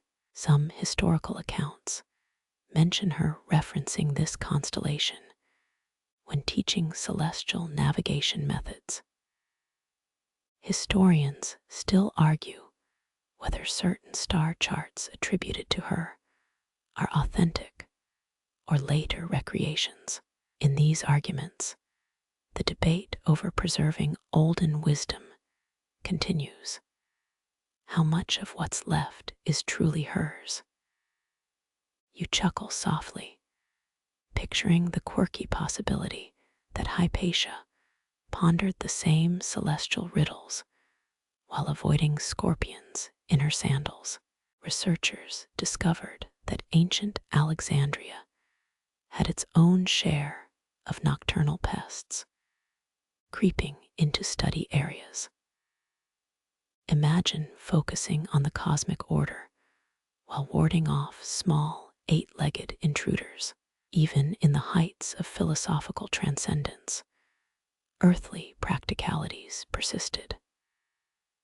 A modern touchscreen highlights planetary alignments that Hypatia might have observed, including rare transits and eclipses. Some fringe theories propose she documented planetary orbits with uncanny precision. While such claims challenge our understanding of historical accuracy, they remind us of the enduring mysteries surrounding her contributions. Modern astronomers still debate whether her records show a deep understanding of orbital mechanics or mere astrological symbolism. Is there a hidden language in those ancient stars we've yet to decipher? Stepping onto the balcony beneath the night sky, you marvel at the familiar constellations, unchanged, yet transformed by millennia. Hypatia's eyes traced many of these same pathways, each star a point in her celestial dance. The modern instruments around you echo her insatiable curiosity. Astronomers today continue this dance, probing cosmic depths Hypatia could only dream of visiting. The view stretches across Alexandria's luminous cityscape, merging your gaze both backward and forward into time. Here, under the same star-strewn dome, human curiosity perseveres. The search for meaning among these luminous bodies binds, past to present, Hypatia's essence in each gaze lifted skyward. While historians may forever unravel the web of her precise contributions, you sense an unbroken continuum. Hypatia's legacy, woven in cosmic musings, transcends centuries.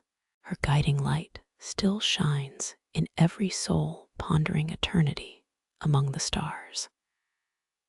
And as you linger, staring into those steadfast pinpricks of light, you understand her truth resonates, eternal and unextinguished, among both library dust and celestial shadows. You lean against the cool stone ledge those celestial bodies have watched over untold generations. In this moment, time collapses, and you're both ancient scholar and modern wanderer. The dust motes swirling here whisper secrets, not just of Hypatia, but of Alexandria itself. Hypatia's contributions to mathematics left foundational footprints, even amid fragmented records. Historians still argue whether her work was purely philosophical or directly applied to engineering projects in the city. Envision her calculating ratios amid papyrus rolls while avoiding those ever-present scorpions. Was that ink smudge hers or another's?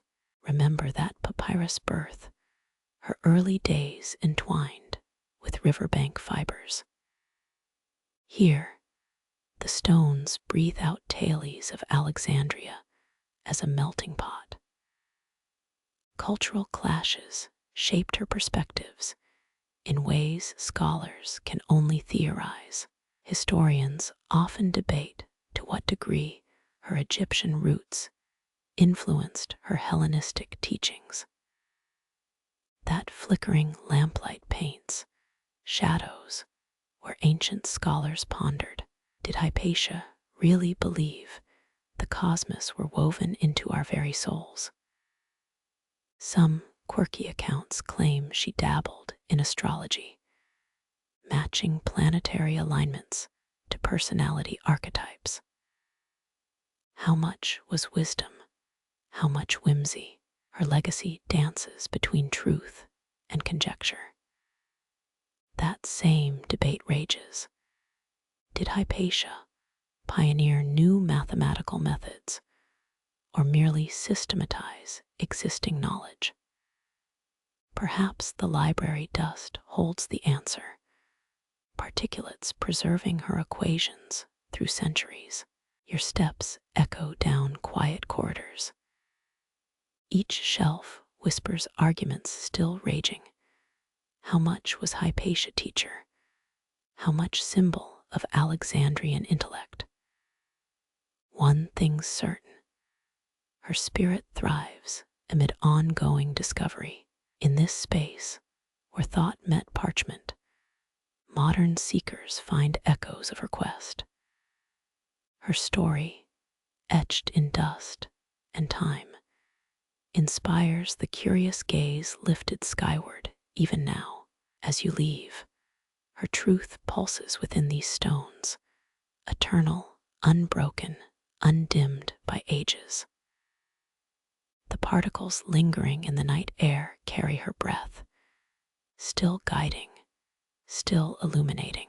Through every scholar that pored over texts here, Hypatia's essence persists, an unbroken thread spun through knowledge's loom.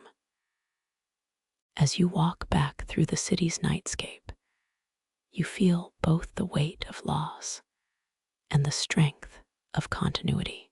Alexandria's lights blur, becoming flickers of candlelit pages, in every mind still questioning, in every constellation still traced. Hypatia endures. You smile, knowing her light remains among us, among library dust and the eternal stars. You linger momentarily, fingers brushing the cool marble. It's the only companion in a realm where words transcend centuries. Hypatia's journey here is a constellation of stories whispered through dust. She lives in the very air you breathe. Scholars and dreamers alike sense her in every line, every page. Picture yourself cradled in the nightscape. As your mind replays Alexandria's echoes, the centuries blend. Hypatia the scholar, the philosopher, the icon, debates about her genius seem to hum in the very marrow of the stone. Did she revolutionize her world? Uncertain, but her essence is undeniable. Your footsteps grow softer on the pavers. The glow of oil lamps flickers, echoing thoughts left between scrolls. Was it wisdom that guided her, that celestial compass steering the minds and the tides? She stands now as emblem, bridge between the tangible and the infinite. As you leave the library's warm twilight, you carry Hypatia's flame within, a truth both elusive and enduring. Knowledge once inked in Alexandria's glow now pulses softly in your veins. Her breath is carried in the whispers of the night air, blending your modern footsteps with the wisdom of an olden age. In the quiet spaces between heartbeats, her spirit guides, her brilliance illuminates. Walk slowly onward, Alexandria's lights become a distant hum. Every mind that questions, every soul that seeks, keeps Hypatia alive. Her voice, woven into library dust, lingers, timeless and gentle. Smile softly now, cradled by the night. Her light rests among the stars. The quiet, the comfort, the gentle touch of history drift into dreams, with Hypatia's legacy wrapped around you.